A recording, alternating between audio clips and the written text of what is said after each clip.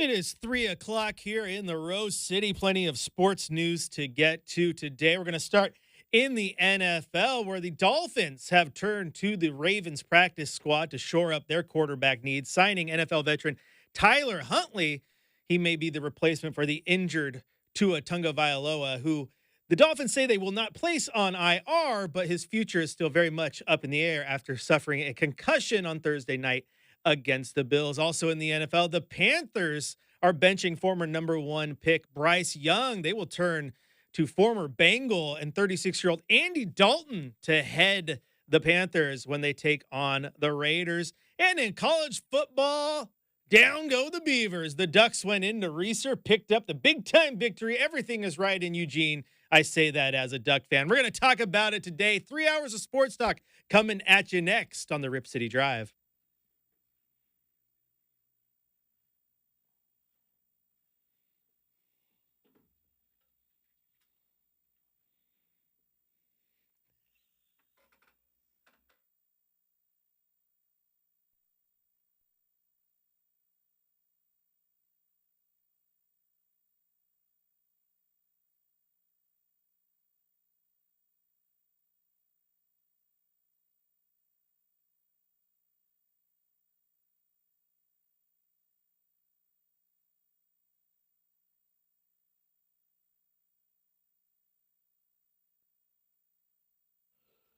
Oh, yeah. Metallica to intro the show, and I'm not even back there producing. I love it. This is the Rib City Drive. Chris Burkhart here with you today. Chad doing, taking a little vacay time. He was on the social medias. He was out in Denver. I don't know what he's doing now. Rumor has it he's probably golfing, but it's my understanding 36 holes today, 36 holes tomorrow. Oh, my God. In a place where the ball carries quite a bit better than it does here. So I expect low scores. Yeah. You should have seen how far I was driving that ball there, Dwight.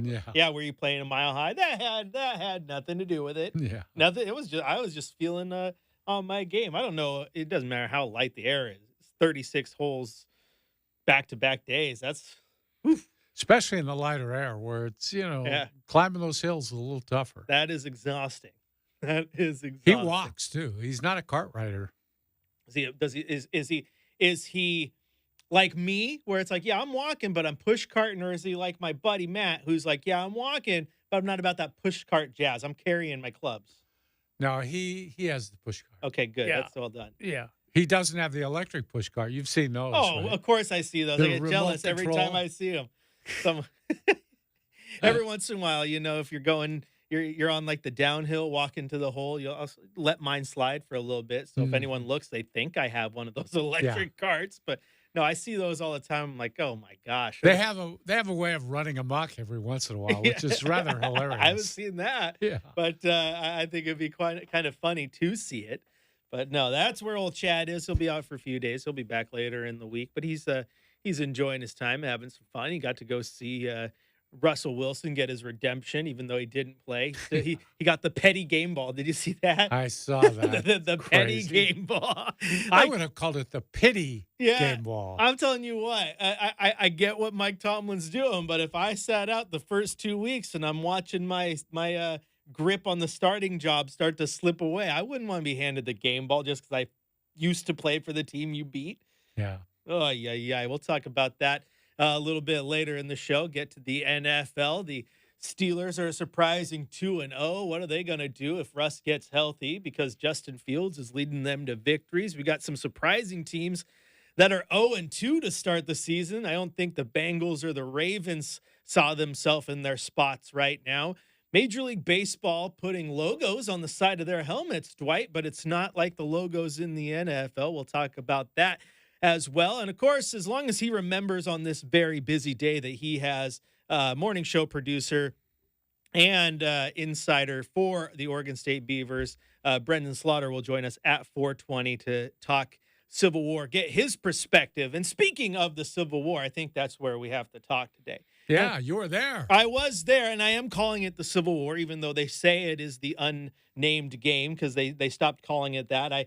Hey, full disclosure, I was like, okay, I get it, change the name, and now I'm like, no, it's the Civil Yeah, War. I agree. I gave it for a second. I find it funny that the Beavers tweeted out like ahead of the game, like anything but civil.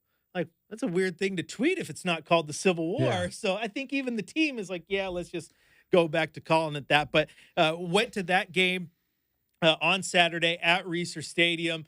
And as a Duck fan, you were hoping for the get right game going into it. You guys asked me on Friday, like, what do you think? At the time, the Ducks were favored by 16. I'm like, I think the Ducks win, but I think the Beavers cover just from what I've seen the first 2 weeks against Yeah. Idaho and Boise State. And then the Ducks went in there. The first half, it looked like that might end up being the case. But then the second half, man, they turned that thing around, walked away with a very impressive 49-14 victory over the Beavers.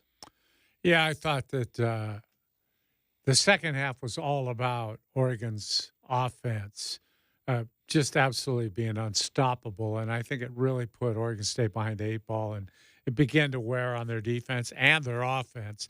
When you get down a couple scores against a team like that, you tend to, I think you force it a little bit. Plus, a team that's used to running the ball, running clock, you get down more than a touchdown in the second half, you realize, we need to score. And I don't know if we can spend 7 minutes on a drive to score when we need to keep scoring with these guys. So I think they started to push the pass a little more than they would have liked, and it got out of hand.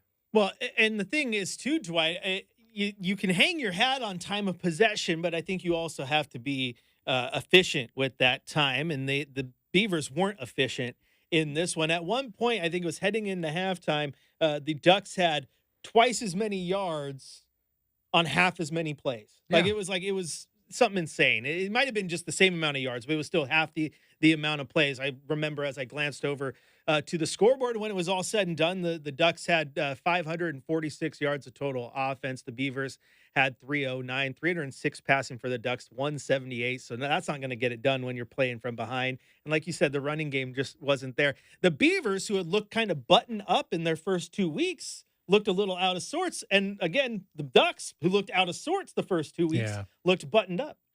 Yeah, they did. And the whole time of possession thing, that went out the window in today's game a long time ago. Oh, yes, it did. I mean, go back to Chip Kelly era at Oregon, when they just scored so fast and ran so many plays so fast that their time of possession was never any good. They were outclocked almost every game, but that was just because they scored so quick. And I think you saw the same thing happen with Oregon. They were getting up and down the field pretty fast. And, for me, looking at the game, and I predicted a rout, which it was. And it was mainly because I've seen both teams. One team is bigger and faster than the other team. Now, they hadn't been playing well, but I go with a bigger and faster team every time. And in this case, Oregon State was just outmanned. They really were. They didn't have the horses to compete with the Ducks. Yeah, and on both sides, I know sitting in the stands, there was a couple of times I heard Beaver fans like, "Gosh, just look at the line. The size is so evident. Yeah. Like the offensive line was bigger. Defensively, they were having a hard time getting a good pocket going and keeping their quarterback out of pressure. Thought the defensive line was playing well. But yeah, it was a good game for the Ducks. It was a get right game. Probably what it should have been. Yeah. And for the Beavers, you got to kind of go back to the drawing board. And it is easy to be. Look at the first 2 wins, go, yeah, things are looking good. We're in the right spot. And you're in a good spot. But at the same time, you played Idaho State, which is not a good FCS team. And then you played San Diego State, who is not what they were even last year. Like, they don't look good, right? And Oregon, yes, Oregon's 2 games were far closer than they should have been for a team that wants to battle for a national championship. But you're talking about an FCS team that is a national title contender in their level, and a Boise State team that is a playoff Cinderella type team that could spoil the party. 2 good teams in their own right. Don't get me wrong, guys, not teams that the Ducks should have played close if you want title aspirations. But college football is crazy because all that matters at the end of the day, Dwight's a win. Because guess what? Georgia struggled to get past Kentucky, but as long as they keep winning games, they're still going to be a favorite to win. But Chris, let's get to the real stuff now. This is the second week in a row you've been to a college football game. I'm kind of interested in hearing your experience as a fan, not being in a press box, but sitting out amongst the citizens, the random citizens. You were in Eugene, you were in Corvallis. Compare and contrast your experience in both places and tell me what it's like to be a fan again. Well, I'll tell you what, getting a chance to be a fan is rare in our profession that you and I have chose, and I love it. And I always like the fact that I never really covered the Ducks because it still allowed me to root for them and have a little bit of fun. But I went to the Idaho game, and then I was at this game. And first off, kudos to the Beaver fans. Maybe it was just because it was in September, not November. It wasn't a civil war for the roses, and the whole Pac-12 thing was not. But the Beaver fans were great. Everyone we ran into was so awesome, even though I was wearing bright green the entire time. Yeah. But the big thing, Dwight, man, that Reser Stadium, that's a place to watch a ball game. It really is. The way it's built, and that new West Side, which is where I was sitting. Shout out Michael Shacker for hooking us up. I was like, I love it. I almost liked it better than Autzen because Autzen is an old school bowl. So it's built out. It's not built up, right? So if you sit up, if you're in the top tier, you're a ways away from the stadium, or from the field, I mean. Now, so you were in the upper deck, right? I was in the upper deck, but man, did I feel like I was right on top of the field, and it was a great experience. But just to watch a touchdown and not usually in the press box you see a touchdown and it's like whispers. Right. You hear the crickets. All you hear is the tapping of the keyboard. It was kind of nice to just turn around and see my dad and like, high five, let's go. Like, have a little bit of fun. The fan experience of both places was awesome. It's always fun to catch the Civil War, though. It was actually my first time, like you guys heard, my very first time at a Oregon State game at Reser where I wasn't working it. So that felt kind of weird because I had to call Brendan or text Brendan, who, he's been covering the team forever, went to Oregon State. I'm like, hey, I'm used to covering the games, but I get media passes and media parking. Like, where's the place to park? Like, where I don't have to pay an arm and a leg and then park north of campus. We did. Parked in the neighborhood, took Dad through. You'd be proud of me because I made sure to show off Goss Stadium a little bit on my way there. Oh, good. Even though I'm a Duck, I'll show off a top-tier college baseball program's home field, So. But, Chris, I wanted to ask you, too. See, I'm watching these games at home on my TV. It seems to me that the TV timeouts are longer now than they've ever been. Oh, my gosh. They've crammed another commercial in, I think. What's it like sitting in the stadium? I know I'm not alone. I know listeners will agree. But, oh, my gosh, I think TV timeouts have absolutely killed the in-stadium experience. Really? I thought it at Autzen. I thought it at Reser. It's like, okay, team scores a touchdown. Let's do a 3-minute TV timeout. Come back from break. Kick a kickoff for a touchback, so you didn't even get to see a fun play, and then go to another 3-minute TV timeout. And especially when you're on the road, Beavers, you want to get that home field advantage, right? Yeah. Hard to do when you got to stop cheering for 3 minutes at a time. So it gets real quiet. Yeah, right? Yeah, real quiet. And then else, we're playing again, and everyone starts to cheer. Oh, no, watch out. Now, every time I saw a timeout called, my eyes went to the 20-yard line or 30-yard, whatever it was, looking for the guy with the clock. Yeah. Going, please tell me this is not a TV timeout. Yeah. I was looking at a couple Beaver fans around me and even my dad. I'm like, oh, thank God it's not a TV timeout. We still get some action. Like, nobody in the stadium, Duck or Beaver, liked it. It's ruining the in-stadium experience. I will tell you that. Well, they don't care about that anyway. It's all about the TV now, all about the TV money. Some people don't understand that, but it's all about the TV money. Yeah. That is quite annoying. But the Ducks go in. They pick up the 49-14 victory. Brendan Slaughter will be on the show with us here at 420 to talk about it. Get the Beaver perspective from inside Reser Stadium. Chris Burkhardt here with Dwight Jaynes on your home of the Blazers, Rip City Radio 620.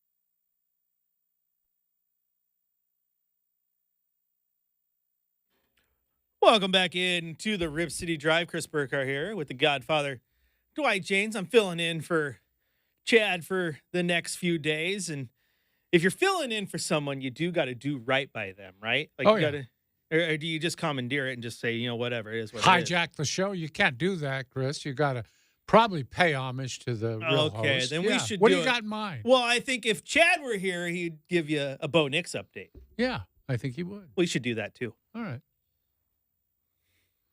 The Rip City Drive presents the Bo Nix Update. Doesn't matter when, your first start is. Doesn't matter if you have to wait or if you go right now. Here on 620 Rip City Radio. All right. Short and sweet today. This is the Bo Nix Update. He is now 0-2 with the Denver Broncos, so maybe it wasn't all Russell Wilson's fault. Maybe we should start putting a little bit of blame on Sean Payton, but not a stellar performance from the former Oregon quarterback. Threw an interception in the end zone, and when asked about it, he gave the most salty quarterback answer a salty quarterback could give. Bo, can you take us through the interception in the end zone? Drop back, threw it to the other team. That's it. Drop back, threw it to the other team. Yeah, that's a pretty good way to describe it there. That's what you did. It's like Torian Prince when he was at Baylor, when the other team out rebounded you. How did they do that? And he's like, so you jump up and you get the ball, and that's a rebound. And they had more of those than we did. Yeah. Like it's pretty simple. But also at the same time, Dwight, you and I, we've been in this profession. Sometimes understand the question you're asking. I feel like it's such a lazy, dumb question. Take us through the interception. Yeah. And I thought that was, a direct and honest way of answering the question. He admitted fault. He didn't blame it on anybody. He didn't, I was being rushed or whatever, I had the wrong read. He just said it. I threw it to the wrong team. But, I got people are kind of ripping him for that performance yesterday. And of course, he's not playing his best. We see that. He threw a couple picks. But really, they have to rush the football. That's what Sean Payton said from the start. We have to run the football. That takes a little pressure off Bo. They're not running the football with any degree of success. He's been their leading rusher 2 games in a row. Yeah, you which can't is have that happen. Ridiculous because he's not a running quarterback. He scrambles for his life. He's running away from the rush. But this whole thing's – what did they rush for? 64 yards, I think? 64 yards 64. On 19 attempts. Yeah. And he had 25 of those 64 yards. He did on just 4 carries. Javonte Williams, 11 carries, 17 yards, an average of 1.5. You take away his 25 and the 16 that Battle had on one run. I mean, that's not a good rushing performance at all. No. And so if the other team, especially a team that has always been as top-notch kind of defensively coached as the Steelers have, you take away one element of an offense, you're going to make it real hard for the other element to succeed. So, yeah. And Bo Nix, like you said, he's not a running quarterback. He's a quarterback who can run. Right. Like that's a different breed, right? Good way of putting it. Like Josh Allen. Like, is Josh Allen a running quarterback? I mean, no. I just think he can run. And like Lamar Jackson, he's a running quarterback. Exactly. Right. So he knows what he's doing. will Bo Nix, I still think will get better. I mean, 20 of 35, 246 yards. Didn't have a touchdown. Had 2 interceptions. And I think a lot of those interceptions, as long as he's as smart as I think he is, he'll start to get away from those when he realizes the throws he can and can't make at this level. Because the throws that he got away with at Oregon, you're not going to get away with in the NFL. Just like Caleb Williams is learning that hard lesson too, that, the game that you played at USC to literally put a team on your back and win games, it's not going to work at the NFL level. Right. Players are too fast, too smart, too experienced to get away with a lot of the stuff you did in college. You're just going to have to grow with them and learn what you can do and what you can't do. Hell, sometimes in the NFL, Dwight, the slowest guy on the field that Nix or Williams is going to see, the slowest guy on the field is as fast as the fastest guy they saw on some of the college teams they played. Yeah. So, but that's, it is what it is. I think some of these quarterbacks are gonna take their lumps. Some young quarterbacks come out and look good right out the gate, and good for them. Like Daniels in Washington has looked much better than I thought he would. He's playing pretty good. But I think Bo Nix will bounce back. I think the Broncos have a lot more trouble than just who is slinging the ball. And like you said, a lot of it starts with the running game. Everyone else talks about balance, balance, balance. You need balance, right? And if you don't have balance, yeah, it's going to make a well-coached team be able to pick you apart. And that's what the Steelers did. Well, the one rookie quarterback that's having some degree of success is in Washington. Yeah. A team that seems to have a little bit of a running game, and it's helped him a lot.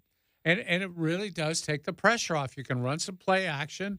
You can get a little more room for your receivers and a little more time to throw the football. It's just pretty easy stuff, and Sean Payton knows that, but he just hasn't been able to scheme any way they can run. And I think that's what he's supposed to be doing right now. I think it's what he's trying to do. Yeah.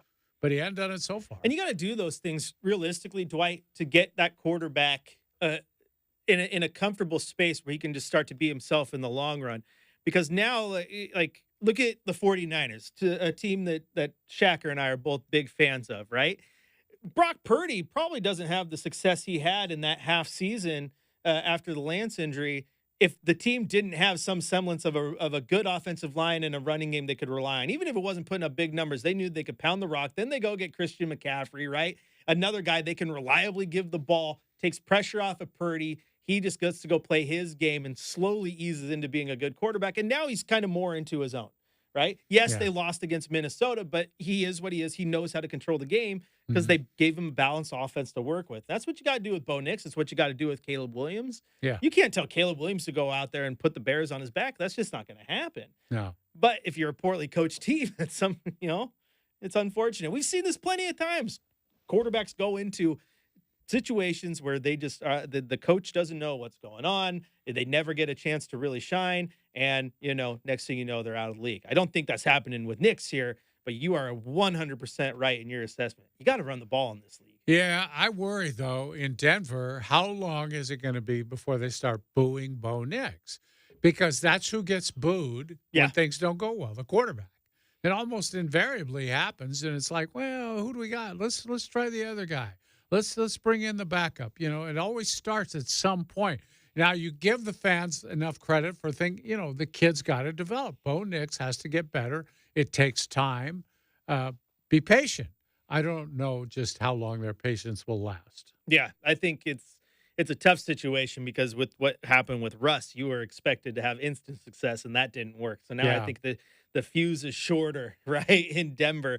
And I hope he doesn't get the brunt of it because I still think he has the potential to be a good quarterback in the NFL. It might take a minute for him because the Broncos are kind of in shambles. Out elsewhere, I said it was going to be a short Bo Nix update. It was a long Bo Nix update. But you know what? Shout out to us for actually talking about Bo Nix the whole time. I like that. Now, other games that went on, I hinted at the 49ers Vikings. The Vikings look like they might be for real with Sam Darnold, which is good for him. It's good to see him have a team that trusts him and investing in him. He's looking great. But I think the surprise really, and there's a couple of them, but I wanted to get your thoughts on this one. It took overtime, but the Seahawks out of the gate, 2-0. Geno Smith still playing decent ball for him. And the Rams have looked very, very beatable. They are 0-2. I don't think they anticipated that. The Niners at 1-1. They didn't anticipate that. And the Cardinals might even be a little bit better, but right now there's the Seahawks at the top of the division. So then my question for you is, even with all the talent there, how sustainable is this for Seattle? Can they keep this up and keep winning some ball games? Well, I think in some ways they can, Chris, because they're better defensively than they've been, I think, because their head coach is a defense guy. And I think that's going to carry them. And Geno Smith, I have to give him credit. He's played just about as well as any quarterback in the league through 2 games. Now, is that sustainable? I don't know. I would tend to think no, it's not. But he's given the Seahawks some pretty good games over the last couple of years. So I'm impressed with what they've done. And I think they're going to be okay. I think they're a playoff team probably. Yeah, I think you're right. I think they're going to be okay. I think the division will bounce back. I don't think the Rams are going to be bad all year long. They got a good team. the Cardinals, if they continue to build off this Murray-Harrison combo, and they might win a lot more games than anyone thought they would. Yeah. They looked real good in week 2. Marvin Harrison, 4 receptions, 130 yards, 2 touchdowns. Kyler Murray looked like a stud, but the Seahawks, man, they're the team that they just won't go away. They're just always good no matter what. I will say one thing. You just mentioned Kyler Murray. He's back. I'll tell you what. He looks like it, doesn't he? Yeah, I'd forgotten how good he is because it's been a while since we've seen him at full strength, healthy. Oh, man. He's got a great arm. He's got that baseball arm where he can really sling it. But, man, he is a slippery runner. He is quick. Yeah, and they can strike if they put a good team around him and he plays like this. Because when he plays like this, he reminds me, just because of the easy comparison, because they're both small in stature, but prime Russell Wilson in Seattle.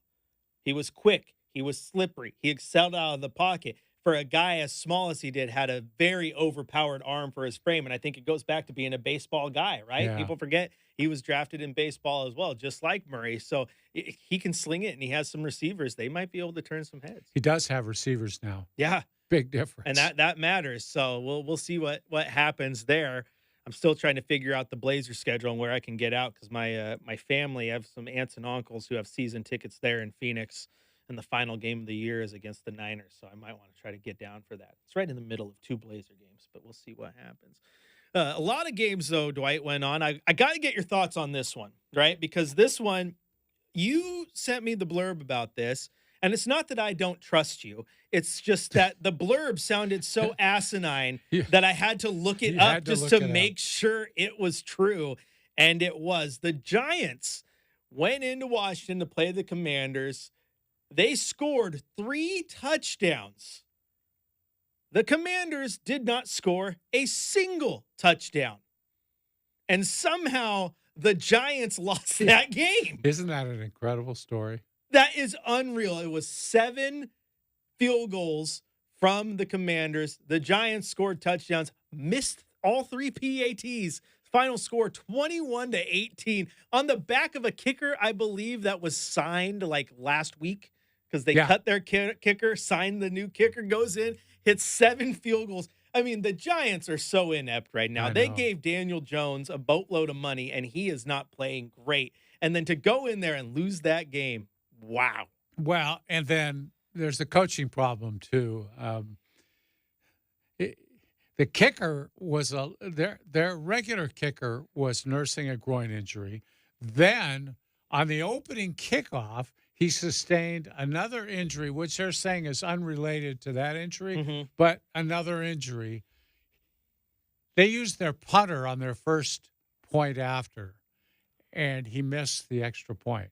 After that, they just went for 2, and they didn't try field goals when they could have. They just went for it on 4th down.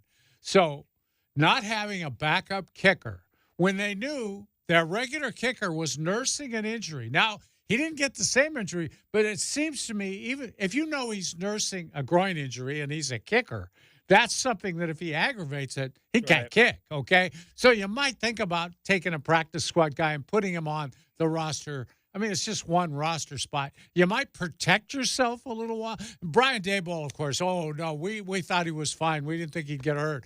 Well, he got hurt, and it cost you the game, because just any clown kicker can boot the extra points nowadays. By the way, kicking has changed so much, Chris. When it wasn't even that long ago, say 15 years ago. A 50-yard kick was a big deal. If you were kicking 50-yard field goals, man, that was pretty good. Nowadays, if you can't kick a 50-yarder, we'll cut you. And they're kicking them into the 60s now. Yeah, during the Houston game last night, their kicker, I believe, hit 2 50-plus yarders, and the commentary team was like, the 50-yard field goal is the new free throw. Yeah, like that's it right. really is. It's unbelievable to me how much better the kickers have gotten.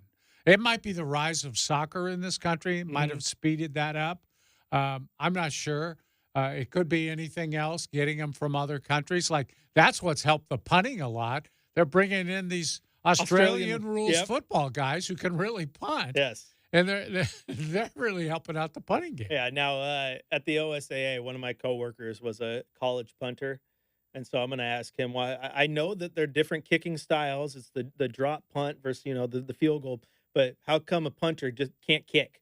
Like how come a field goal kicker can't punt? Well, a lot of them start off like in high school doing both. Yeah. Your punter is also your place kicker and vice versa because they have a pretty strong leg. Yeah. I'm sure the mechanics are quite a bit different between the two, especially now when all the place kickers are soccer style. See, it didn't used to be that way. Place kickers used to kick straight on. Mm-hmm. And then until I think it was Yepremian or one of the foreign guys came over and introduced the league to soccer style kickers, which meant they were able to kick longer range. But like all the old kickers, they were all straight on. All straight on, yeah. They had the old steel toe kicking shoe. Yeah. Yeah. Was it Morton Anderson that was the no shoe kicker, or was it? Yeah, but one of the Anderson kickers. There were barefoot kickers. Yeah. There were kickers who actually played in the game. Lou Grossa was a guy who played defensive line and kicked. Paul Horning was also a place kicker and was a running back. Used to have a few of those. I think the game would be better now if your kicker had to play in the game. That'd be I great. think it'd be a lot more fun. That'd be great. Bring back true kicking athletes like Pat McAfee. Yeah, there you go. there it is. McAfee could have played a few plays somewhere. He could have got a couple of hits in, and we did allude to the Bears and the Texans, that game last night. Caleb Williams he's struggling. Yeah. And I don't know what it is. We do have Tony and Boring on the phone. We'll get to his thought here in just a sec because he probably has similar ones to us. But I want to get your takeaway as to what happened or what's happening here with Caleb Williams, because it feels like it's the same thing that happened with Justin Fields almost. Two games in, they're not setting this uber talented quarterback up for success, and he's already starting to be the fall guy. Well, again, if you can't protect him and you can't run the football, there's going to be problems. It's inevitable because these kids coming out of college, and I shouldn't say kids because they're both older. They're not kids, they're men, but they are. They're rookies is what they are. And the game's just too fast for them to process anything right now. It's really hard for them to find their hot receivers. It's just going to take time for them to catch up. Yeah, and there was a play in that game last night where Caleb Williams gets flushed out of the pocket, goes to the right side, tries to hit an open receiver through triple coverage, and a guy who wasn't even looking at the ball all of a sudden turns around, boom, picks it. And it's like that's a throw that he's making with confidence because he was making that throw in college because defenses weren't skilled enough. Maybe they had a guy, but not all three of the guys in that scrum. Now, all three of those guys are the best defenders you've ever seen, and that ball doesn't get through that window anymore. Well, that was a USC touchdown last year. Yeah. Last year that would have been a touchdown. He caught the ball through triple coverage. There was 2 missed tackles, and then he got to the end zone. He got to the end zone, yeah. Yeah, that's absolutely. Let's head out to the phones real quick. Make sure those are potted up there, producer, to Tony in Boring, who has some thoughts on the Bears. Tony, what do you got for us? Hey, I guess I beat Raider Mike in. That's good. Hey, the line play for the Ducks was fabulous. I was really hoping to see, some improvements with the Bears, but obviously we didn't. I guess my main take coming out of that was the excuses that I don't know. I call them excuses because it's just like, oh well, they just didn't know how to handle the blitz. Like the blitz is something exotic. Like the blitz has been around forever. What do you mean they didn't have a plan for him against the blitz? Like what is a good defensive coordinator going to do against a guy who's coming out for his second start? They're going to blitz him. How could that not be like the number one thing that you have in your playbook? So Godfather, is that just a lame excuse that the commentators are giving a reason why Caleb failed? I mean, despite all that game, that defense had that. It gave them an opportunity, and Caleb an opportunity at the end of that game to go down and win that game. And, he wet the bed. It was really disappointing. Tony, I would agree with you. I would agree. The one thing I would say, you talked about the Ducks and the line play. Offensive line, much improved. You know what? Their defensive line bothered me a little bit. Their linebackers are great. Their back end of their defense is great. I thought they gave up a lot of rushing yards to Oregon State. A lot more than I thought Oregon State would get against them, to tell you the truth. I thought their front four looked just a little bit out of sync. Yeah, I'll tell you what, watching the game live, back to what you guys said last week about that offensive line being well coached. Yeah. They are.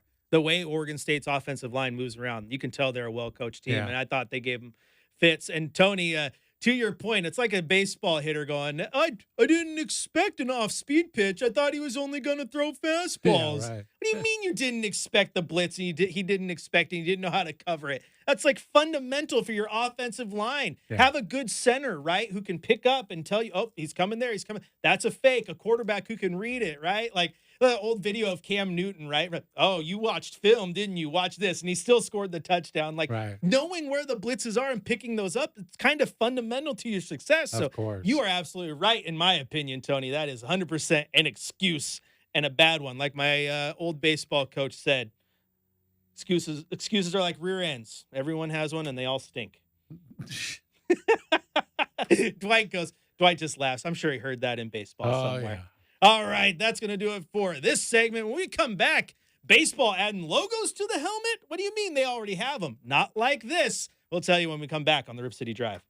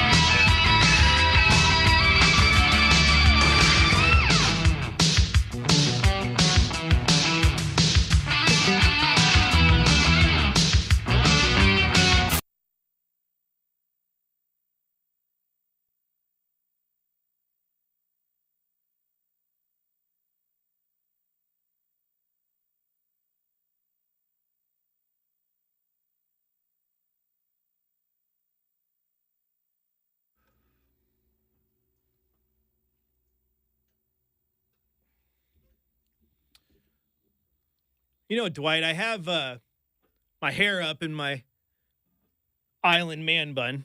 Yeah. I grew my hair out a while back, and I can't go back. I enjoy it too much. But I do the sides nice and low. Yeah, you do. I need to do it more often, though. I let it grow out, and then I trim it. My wife's like, you do know you don't have to wait till it grows out. I'm like, yeah, I know, but I get busy. Okay. Maybe next time, though, I'll see if I can't, trim and put like Rip City Radio in here. Yeah, put an ad in there. Maybe just the iHeart logo in my hair. Maybe iHeart would buy that space on your head. Maybe they would. It's what all the cool kids are doing, apparently. Yeah. Because Major League Baseball is going to be adding logos to their helmets. Looks like this is going to debut here next month in the postseason.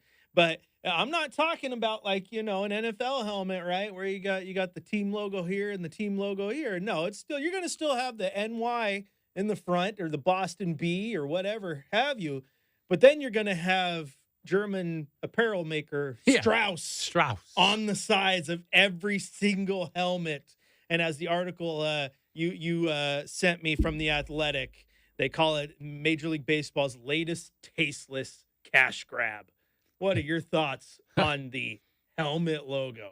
Well, it is a cash grab. And what bothers me the most is I could even see it. Look, they put a Nike swoosh on the uniform. Well, I don't have too big a problem with that because Nike made the uniform. Mm-hmm. Okay, it's their uniform. So if you love the uniforms, hey, Nike did something good. If you don't like the uniforms, hey, I know whose fault it is. Nike did it. They got their name right on it. That's fine. I got no problem with that. Strauss, they make workwear in Europe. They haven't really even been selling their products in the U.S. until a year ago. They are finally selling them. So they didn't make the helmet. I thought at first, well, they have a new company making the batting helmets? No, they didn't make the helmet. They make workwear, protective gear, things like that. Strauss, by the way, is the German word for ostrich, and there's a little ostrich logo of theirs on the helmet too. But it just seems to me it's a rather big ad, too. It covers a good portion of the helmet. They're going to go on the minor league helmets next year as well as the major league helmets. I mean, baseball. You do so much better financially than most people know about. Your TV contracts, local and national, all your radio deals, your advertising, all that stuff, you're making piles of money. You don't need the few bucks you get from ads on the batting helmets. It's stupid. Don't do that. You make yourself look like money-hungry, cheap, whatever. I'll not say the word. Yes, and it is. It is interesting. Like as the article points out. I mean, some teams haven't sold their souls out for their stadiums, right? You still have Yankee Stadium, you have Fenway Park, you have Dodger Stadium, but up in Seattle, you got T-Mobile Park. Yeah, I can't even keep track of Seattle, San Francisco. They changed. Yeah, I can't keep track of what their ballpark is anymore. I feel like we're lucky that the Moda Center has been the Moda Center for as long as it has been, right? But I know plenty of Blazer fans who still call it the Rose Garden, and quite frankly, the Rose Garden is just an objectively good name for a basketball arena. Well, especially in Portland, Oregon, it's perfect. Right. So yes, but where there's dollars to be had, there's deals to be made. Yeah, that's a good way of putting it, for sure. And they're definitely in on that. I don't know.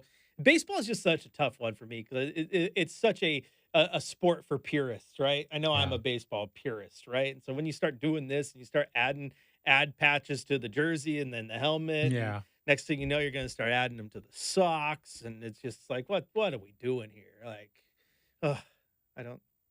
You're gonna start putting the logos on the bases, like. Yeah, that's been done occasionally for certain causes. He's on the Alaska Airlines first base, like. Yeah, I mean, if you listen to games now, I listen to a lot of Major League games on the radio. I get them through whatever apps or wherever I am in the car. They have drop-in ads now for everything. This pitching break is brought to you by so-and-so. This inning is brought to you by they do, and they sell everything now. Oh, yeah. And you get so tired of it. I feel sorry for the announcers that are having to drop in all these ads all the time. Right. The worst one is like by far the worst is March Madness. Like, they're like Warner, the official ladder of NCAA March Madness. Yeah. Like it's like Crazy. even the don't the Louisville, don't they play it like the Kentucky Fried Chicken or something weird? Like there's a fast food company sponsors their college basketball arena, something weird probably. like that. Like, Yeah. you know, Wouldn't surprise me. Well, yeah. I mean, if they can sell it, they'll sell it, no matter what it is. yeah, They will. it is. It's wild. Good thing we still got Autzen Stadium, right? I feel like Reeser kind of gets a pass because it's more named after Al Reeser than the Reeser Company, so it's a little bit of a pass. Well, It's a little gray area. Oregon State's financial situation dictates that they need the money more than the Ducks do. Yeah, we'll figure it all out. Man, hour one, that was quick. Time flies when you're having fun. Plenty of more Pac-12 talk. And Brendan Slaughter joining us here at 420 on the Rip City Drive.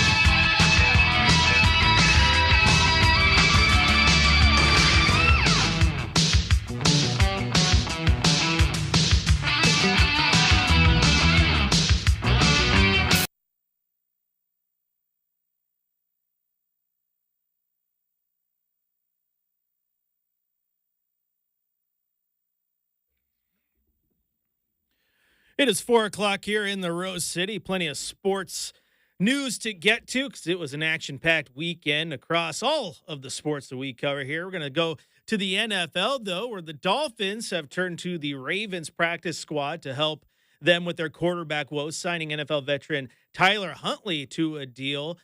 Tua Tagovailoa has not been placed on the IR yet. However, his future is still kind of up in the air after he suffered a concussion on Thursday against the Bills. Also in quarterback news, former number 1 overall pick Bryce Young is heading to the bench in Carolina, where the Panthers have announced that they will start multi-year NFL veteran 36-year-old Andy Dalton, former Bengal. A lot of you guys remember him against the Raiders. And in college football, the Ducks went into Reser, picked up a 49-14 victory over the Beavers in the Civil War. Brendan Slaughter joins us at 4:20 to talk about it.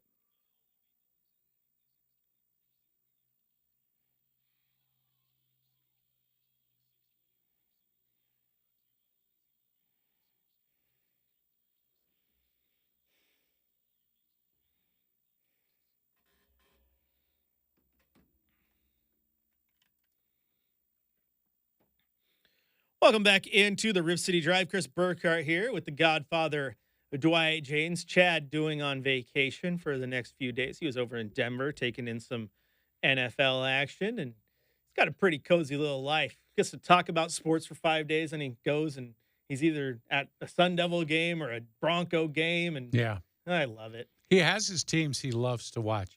Big Arizona State fan now, as it turns out.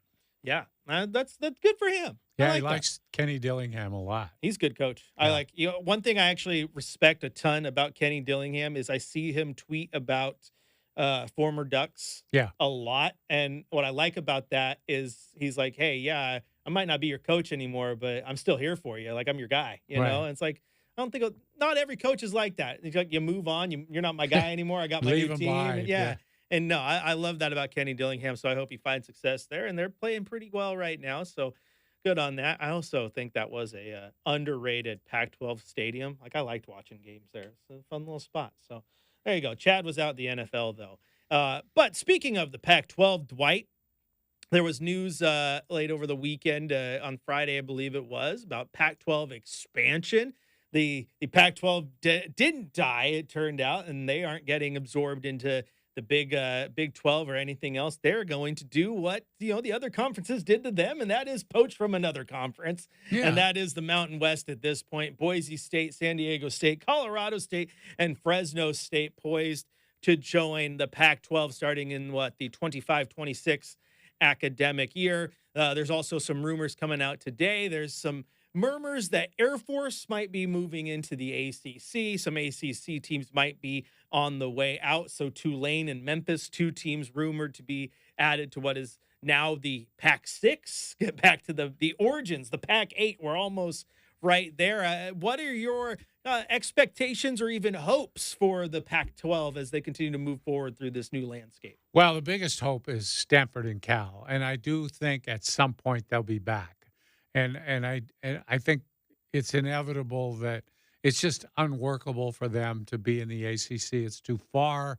I think right now I wouldn't be surprised if the ACC actually kind of wanted to dump them because they need to have an ability to give more of the TV money to Florida State and Clemson, who want out of the conference now. And maybe they're finding Stanford and Cal aren't bringing them what they want from them. So I kind of think that. Now, I don't think that's going to happen immediately. I would like to see UNLV be one of the teams because they're getting much better in football, and I think it's just a location the league would like to get. I think, look, everyone wants to be there. Everyone considers it a hub for sports right now, and it's going to become even more so. And then after that, I would probably guess either I think they'd probably go to Tulane. That's the one I keep hearing, Tulane and Memphis, but I think Tulane probably makes the most sense. Why? Geographic gives you a foothold in the South, the deep South, and you can recruit there. It gives you access to players there.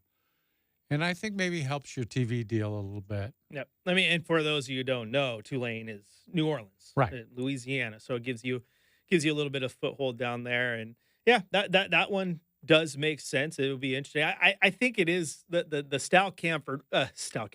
the Cal Stanford one does make a lot of sense too, because that one from the jump kind of felt like a panic move. Like we got to do something because the conference isn't helping us, and they weren't. But the geographics, like you could talk all day long about Oregon and Washington in the Big Ten, but there's travel there that's not as long. I mean, you have a air quotes close game in Minnesota, right? Mm-hmm. The Ohio games aren't that bad comparatively. The Rutgers one does suck, right? Yeah, but there are games that are close. I mean, when that ACC travel, it's literally you're there just going cross country, flip and stop. So it would make sense to bring back some of that regionality for them. And in that vein, like I selfishly, because I really like this team, most people know it's close to my heart, but I kind of wish Hawaii would find a way to get in on that for the regionality purposes. They already play these teams a lot of the time out of conference already. So it'd be nice to be able to just go up and down the West Coast and cut down on their travel expenses a little bit. I would like that. Doesn't make a ton of sense elsewhere else. It's just my personal selfish want. Yeah. I think you're spot on. I think the UNLV one makes a lot of sense. Just a lot of sense. Just put more foothold in that market that's only getting bigger, right? And put some eyeballs on you. What you can do is what you've already done with your conference. Now is be smart and continue to have enough teams to have your conference championship game in Vegas, your conference basketball tournaments in Vegas. Heck, once they build a baseball park or you use the minor league park, do something. Maybe you could start doing conference tournaments baseball down there. Like you could do all sorts of things in Vegas, have a foothold, have a pseudo home team, but that allows you to maybe even sell more tickets in the process. It is a smart way, in my opinion, to continue to find revenue spots when some of the bigger schools have left. Yeah, I think it would work. I think for the Cal and Stanford thing, it gives you that Bay Area TV market. But not only that, there's just prestige in those two schools. Their academic records are among the best in the country. And in the case of Stanford, the Olympic sports really gives you a chance to your conference can win national championships because Stanford does that in the Olympic sports. And so you bring, I think, more honors to your conference by bringing them in. And I just think it's a perfect place for them to go because, frankly, they'd be more competitive now in that conference than they were before. Yeah. Because let's face it, at least for a while, winning the football, it's up for grabs. Any of those teams can win the football. It's not going to be a case of Oregon, USC, Washington dominating. There isn't really a dominant football school there right now. Yeah. And again, you can easily look at some of the other schools that left. The Utah, Colorado thing makes so much sense geographically, just how things are, their history with the conference, Colorado and the Big 12. So that one makes sense. Arizona State, that one hurts because I feel like those are Pac-12 lifers. I don't like the Pac-12 being gone. Let's just be completely honest. I wish it were still intact and, the Civil War were a conference game. But you look at the teams that went to the Big Ten because of the money involved and how those athletic departments tend to run. Those other small sports aren't going to be hurting. But to your point, like a Stanford, like you need to figure stuff out so you're not just hemorrhaging money.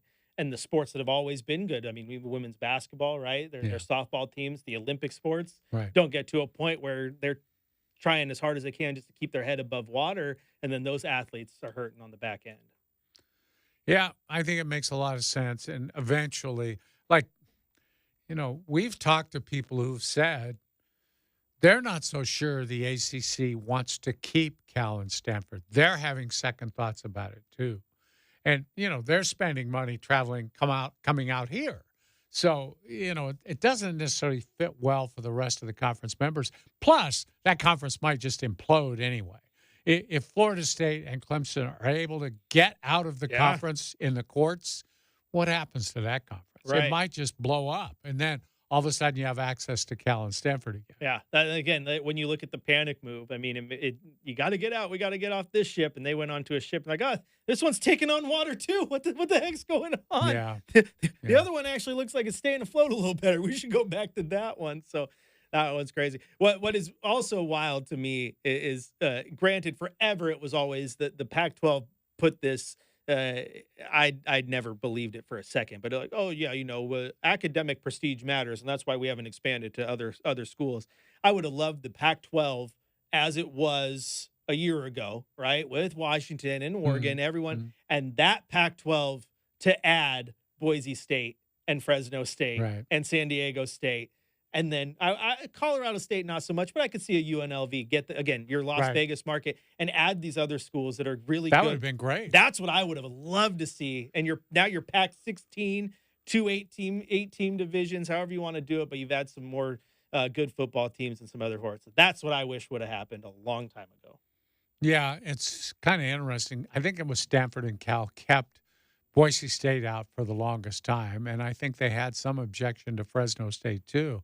But I saw a ranking of the 6 teams now academically, and it was very interesting. With San Diego State is the top-ranked academic institution of what is now the new 6 in the pack. Oh, wow. Oregon State is number 2, and Boise State is the last one. And I saw that Boise State was ranked among academic institutions of higher education. I think it was number 335. Oh, wow. Now, Selwood Middle School is ranked 336. So, sorry, I couldn't help myself. That's not a very good ranking. No. But look, let's be honest. You're paying players now. It's all different. It was transfer portal. I mean, it's professional sports now. What difference does any of the academics make? 20 years ago, saying we were a top academic institution was a feather in the cap for your conference. Well, it still is for people not associated with sports. Yeah. But if you're talking sports, it's immaterial. Because, look, these guys are changing schools every year. It's pretty obvious that their education is not a big part of what they're doing in college. No. It's just not. And it's time we admitted that. I mean, I don't like it. I've always thought that paying players really does detract from the idea of going to college for the right reasons. These guys are going to college for the money now. They're professionals. They're taking the highest bidder. Well, I don't blame them individually, but I hope they're like getting something out of the experience of going to college. Yeah, I would hope so too, because I wouldn't trade the college experience for nothing. I loved it. College was great. I wasn't very a big fan of it, but I got through it. I loved it. I really didn't. But I had to work my way through kind of. And but anyway, I just it's astounding to me how much money some of these guys are getting for playing sports in college. Yeah, you got to just, if you're the Pac, just go get all the schools that have state in their name, and if you're going to get Cal and Stanford back, might as well just go grab San Jose State while you're at it, right? Yeah. I feel like it makes sense. It's just right there. So why not? I don't know. It feels good that the Pac-12 is finding a way to survive. It just also feels kind of dirty because I don't like this Pac-12. I miss the other Pac-12. I never wanted this to happen. However, it was the cards that we were dealt. You're not alone. Yep. We are going to take a break. When we come back, morning show producer, Beaver Edge extraordinaire, Brendan Slaughter, he's going to join us, talk about his takes from the game down there that happened in Reeser on Saturday. Chris Burghardt here with the Godfather, Dwight James, on your home of the Blazers, Rip City Radio 620.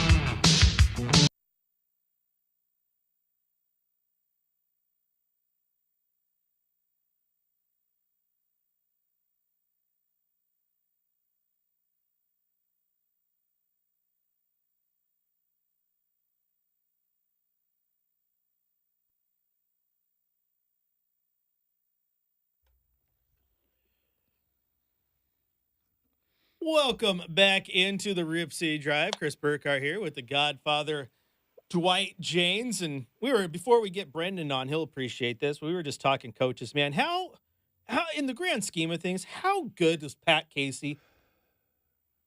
Might be the greatest coach of all time in this state, any sport, hands down. I think the greatest coach in Oregon of any sport ever. I don't think there's any question about it. To win 3 national championships in any sport, but to do it in baseball, which is one of the most unlikely sports for a college in Oregon to ever win, to do it 3 times, proving it's not a fluke. Right. And doing it the right way, no probations, no problems, no cheating, doing it the right way was an incredible achievement. Just incredible. Yeah, the guys who under his tutelage ended up winning some World Series and having big league players. Yep. Just made me think. We were talking about it because if you guys didn't know, Pat Casey was at the game on Saturday because he's going into the Oregon State Hall of Fame. So kudos to him. Him along with Jacoby Ellsbury and Darwin Barney. Darwin Barney's there too. Yep. So good on him. And he's good, man. That is for sure. He wasn't the only person at the game, though. Our next guest was there in the nice, cushy new press box. Brendan Slaughter, you might know him from the morning show. His best work happens when I fill in, though, and the Butcher and the Slaughter get to run 3 hours in the morning. So I had to bring him on and reunite us. Brendan, how you doing? You're probably tired. Are we keeping you up past your bedtime? Fellas, it's always great to talk to you. No, I'm just not sure I want to continue to rehash how rough it was at Reser Stadium on Saturday. No, I'm just kidding. No, it's great to talk to you guys, and always appreciate the Butcher and the Slaughter, man. You know it. That is right. Well, let's then get right into it. There is no point in beating around the bush. You got to take the steak knife and you just got to start cutting, and that's what we're going to do. We're going to have deep cuts here for you, and I apologize, but I just want to get just your initial thoughts and your takeaways from that game because I'm pretty sure it didn't play out the way a lot of Beaver fans thought it would. No, and I kind of mentioned it this morning on the morning show. It was not how I expected the game to go at all. I mean, you talk about the spread having gotten a little bit closer as we got closer to kickoff, and at halftime, it was a game. Obviously, it was Oregon had still moved through Oregon State's defense with relative ease, obviously. But you looked at halftime, you're like, hey, it's an 8-point game. If Oregon State's defense can make any adjustments at halftime, have any kind of a pulse at halftime, it could be a game. And then Oregon just, put the throttle down in the second half. And I really think that, the offense kind of, realize the inevitable, for lack of better terms, and is like, hey, our defense isn't stopping anybody today. And I think that's ultimately why we saw zeros in the second half from the offense. And it turned out to be, from the perspective of the final score, a bit of an ugly game. I know a lot of fans are real fired up and passionate about this, both fans I talked to and people we have over at beaversedge.com. There's a lot of thoughts about whether or not this game should continue from Oregon State's perspective if it's going to be one-sided like this. Curious, Brendan, you said it was close at the half, and both teams were kind of back and forth, I thought.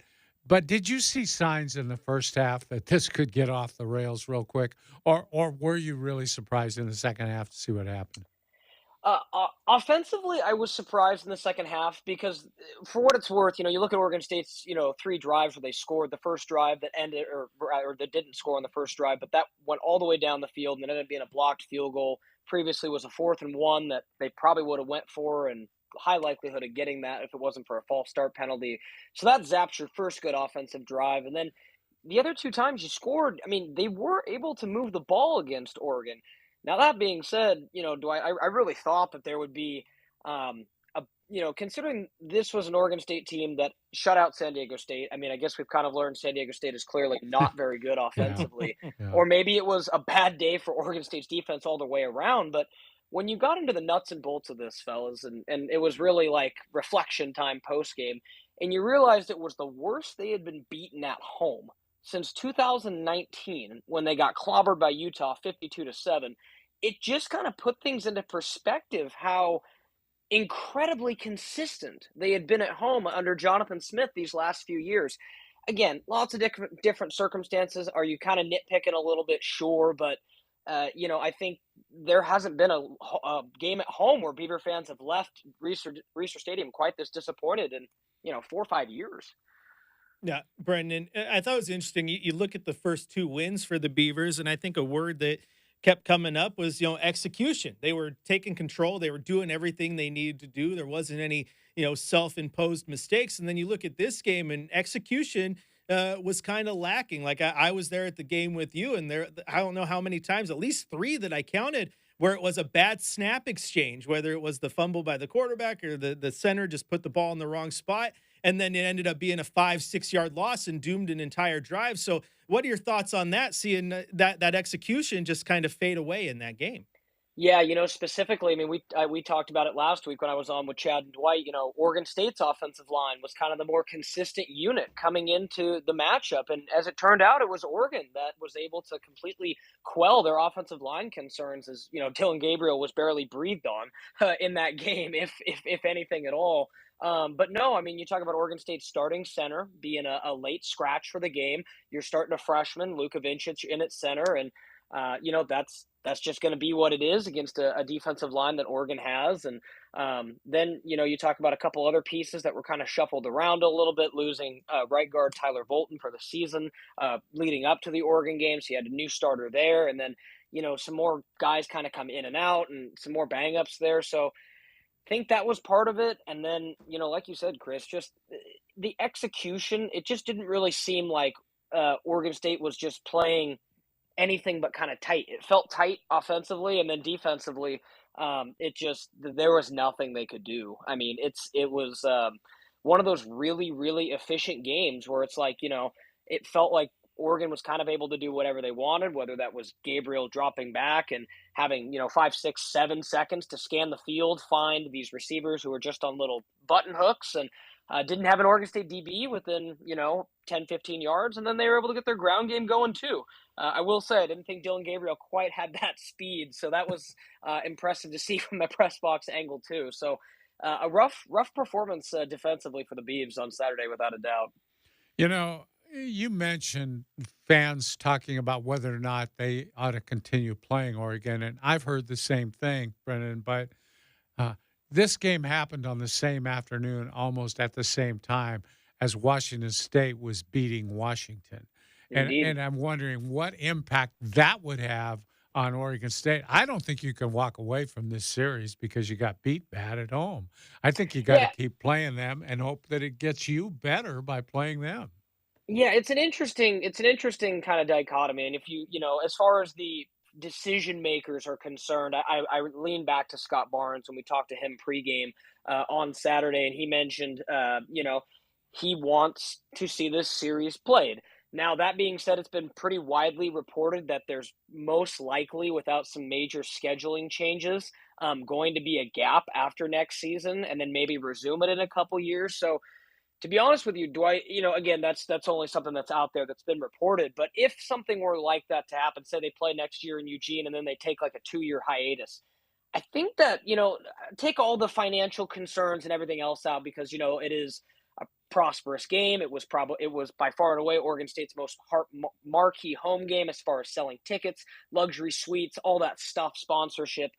But that being said, I think it would be interesting to see what people's reactions were if they just paused for 2 years, right? Because right now, I think you bring up a good point, Dwight, about not wanting to, cancel the rivalry just because it's been, a little more one-sided. But I think knowing what Beaver fans know, that gap between Oregon and Oregon State, funding, conference, athlete they can recruit is most likely going to continue to widen as Oregon gets into Big Ten recruiting even bigger in the trenches.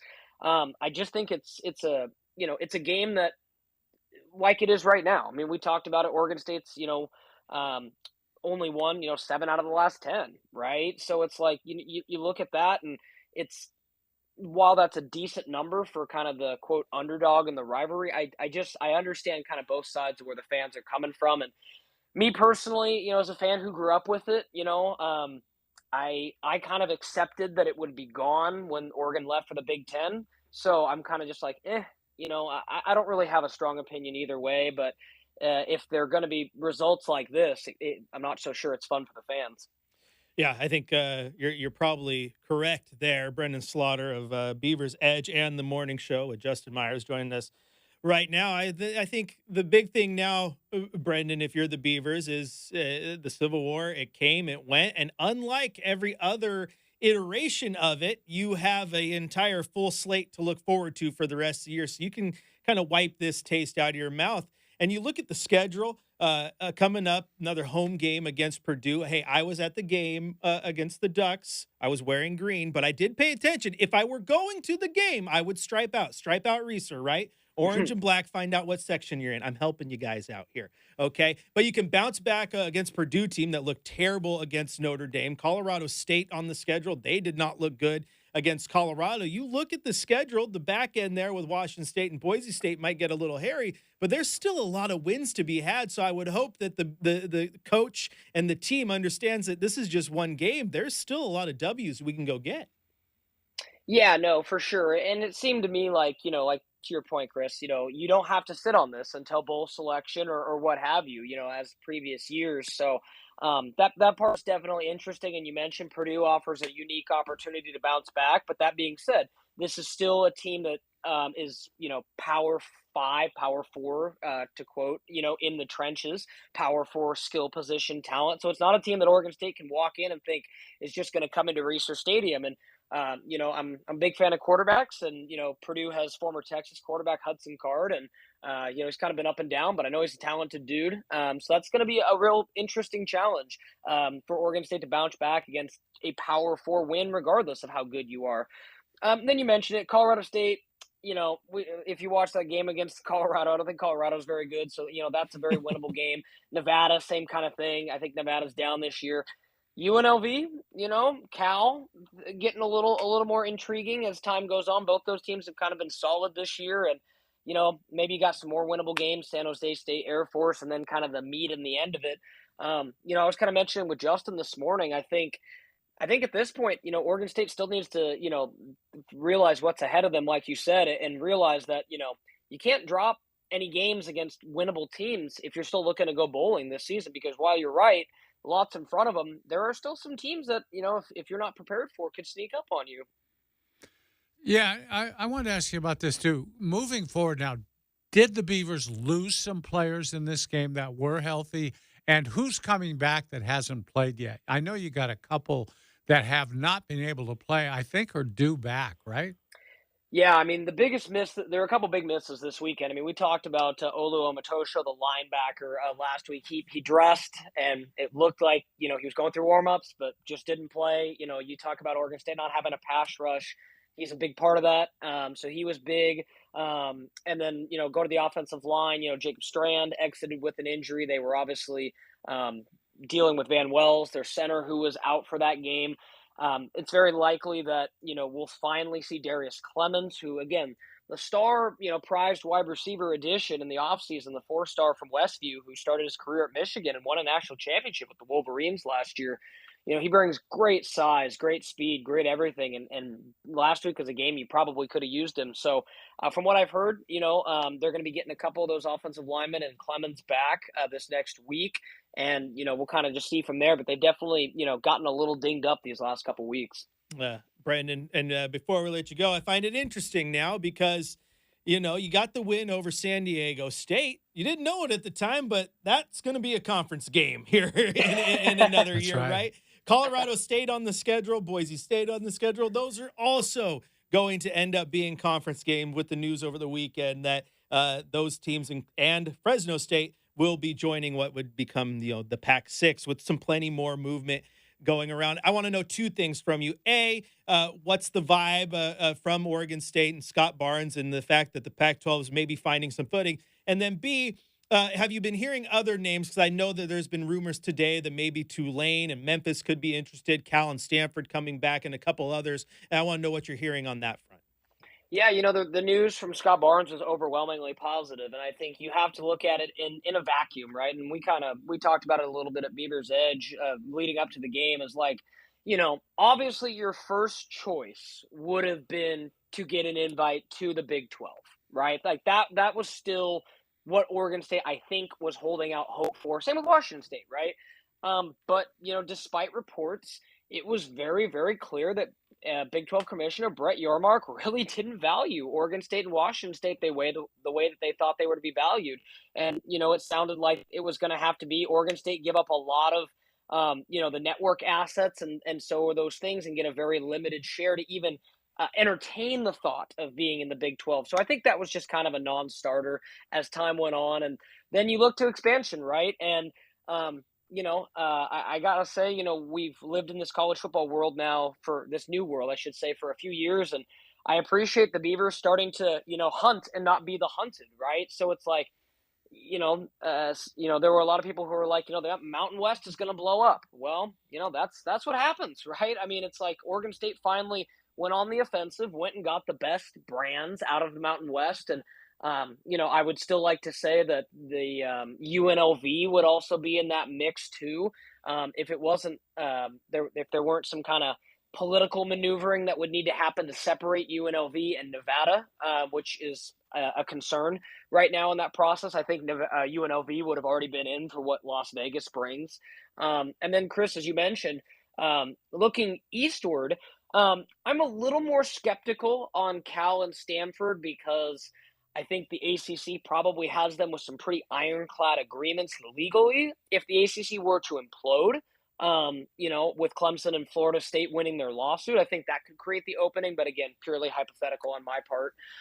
And then Tulane and Memphis, I think, two of the most intriguing candidates. We saw Texas State play Arizona State last week. They were a team that I saw was mentioned. UTSA was a team I saw mentioned, obviously. Texas State bringing the Austin market, UTSA bringing the San Antonio market.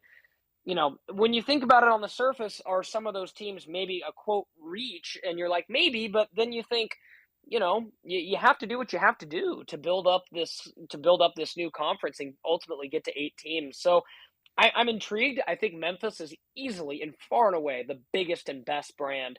They're, I think they got the best teams out of the Mountain West as far as upside, with the exception of UNLV. And I would keep an eye on that because, I think that Las Vegas, especially with them supposed to, get the Oakland, or should I say what, the Athletics by the end of the decade, the talks of an NBA team being there, the Raiders being there.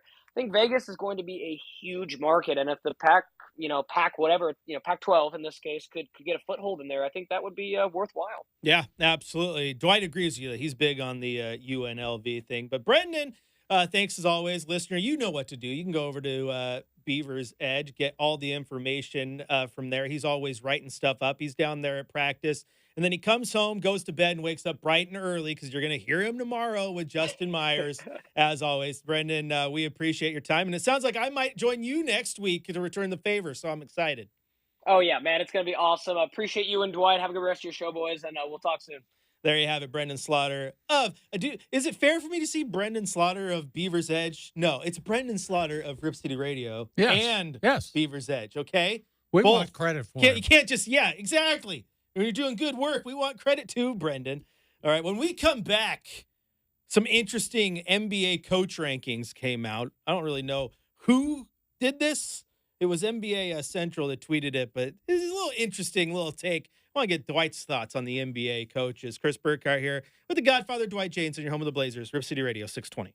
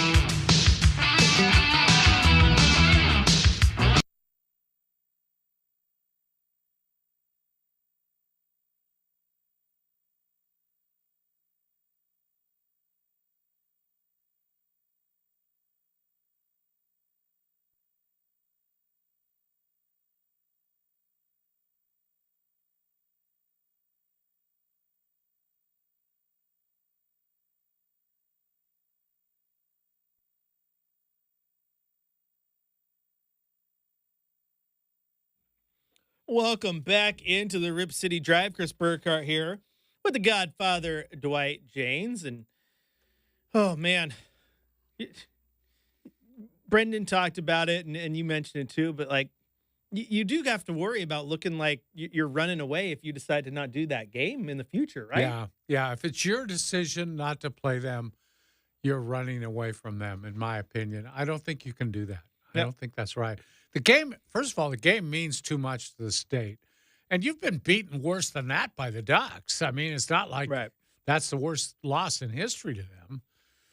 There's been some bad ones both ways, you know. Yeah, absolutely. And I think, like, if you continue to build the pack back out and say you add Tulane and you add Memphis or you get Cal and Stanford back, that puts you at 10 teams, right? Yeah. So now you have a decent conference. You have the ability to get into the playoff if, you know, they're taking the Power Four, but you can still get in. Then that game against Oregon does hold less weight. Like, if you lose it, you lose it. But if you position yourself to be a good team and win your conference, you can still get into the playoff. Yeah. But I think for a team that is trying to find ways to make money, why not keep that game on the schedule that if they play at your house, you sell the place out? You need the revenue, right? Right. So it makes sense to me to find ways to keep it, even if you're losing.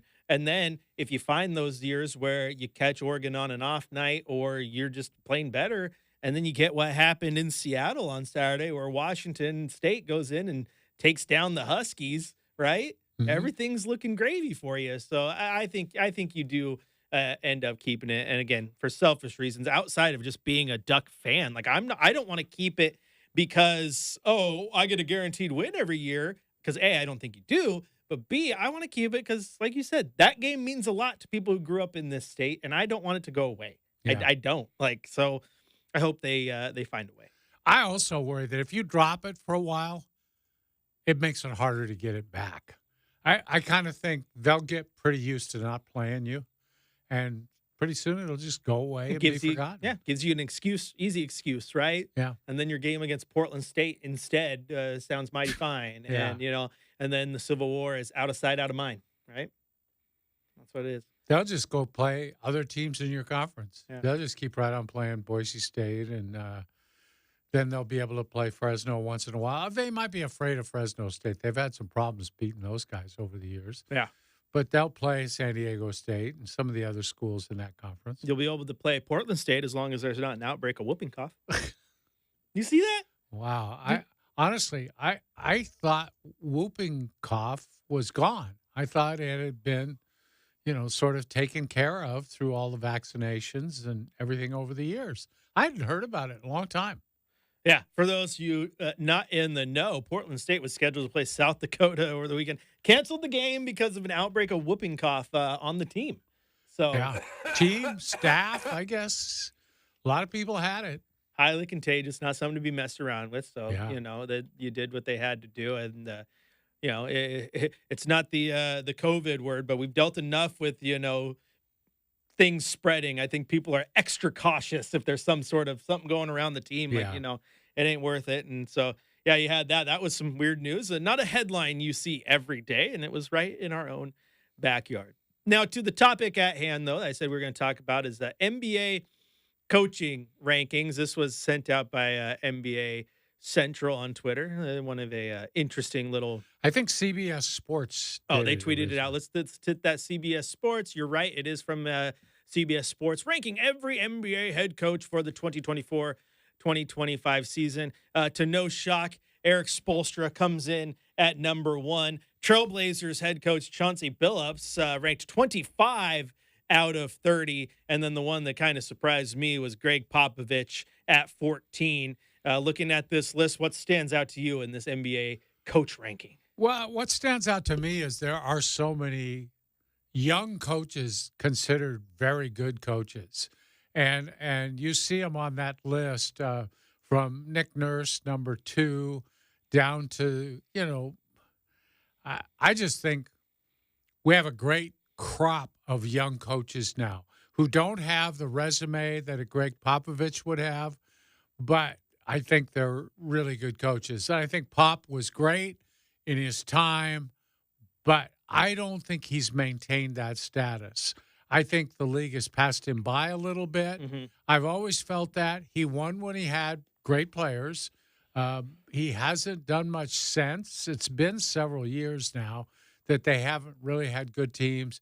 And I have to tell you, Chris, I covered Jack Ramsey, not in the championship series, but I picked him up later in his coaching career with the Blazers. Once the best coach in the league. By the time he left Portland, I did not believe he was among the top coaches in the league. I think part of it was he was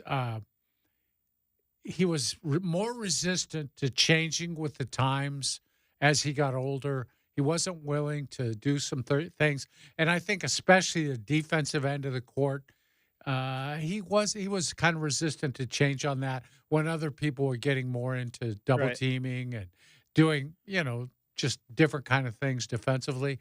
So anyway, I've seen that before. So I got into it a little with Aaron Fentress on X today because he didn't think that Pop, because of his victories and everything, belonged down there that low.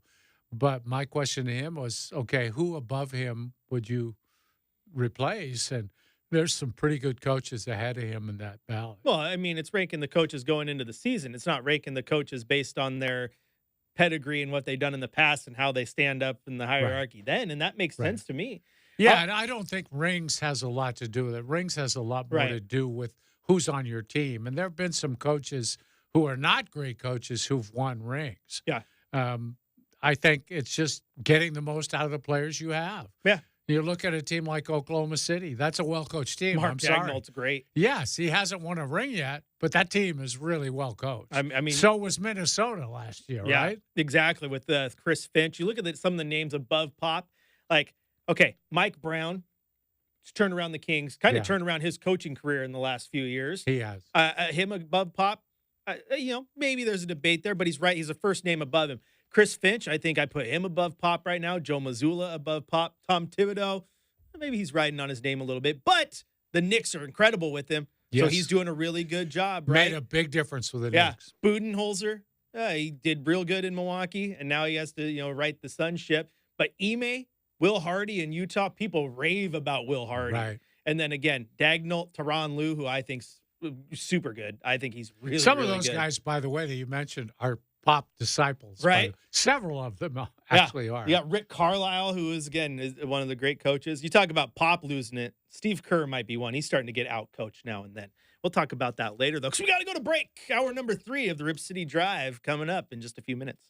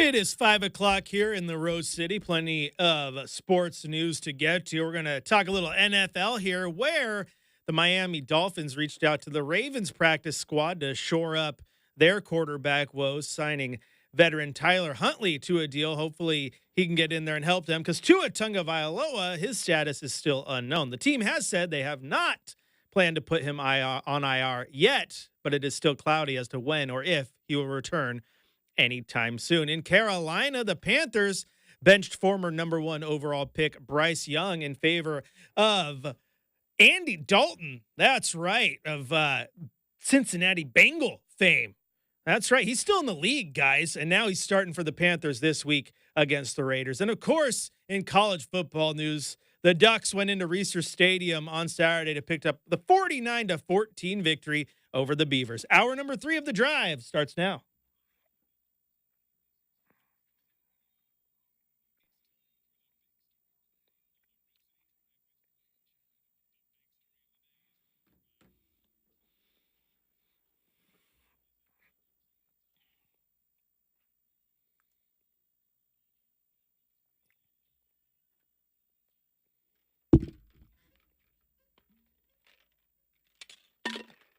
Welcome back into the Rip City Drive. Chris Burkhardt here with the Godfather, Dwight James. And Dwight, it was a big story of the weekend, and I think it can still be a story of the day. It was kind of taken over social, but holy smokes, officiating was bad this weekend. You're talking about the college game? Or college game, the pro game, okay. But let's focus first on the college game. I don't know if the pro game was as egregious. A lot of people up in arms. Oh, Kansas City gonna get a call. Of course they are, because a late pass interference put him in position to win the game.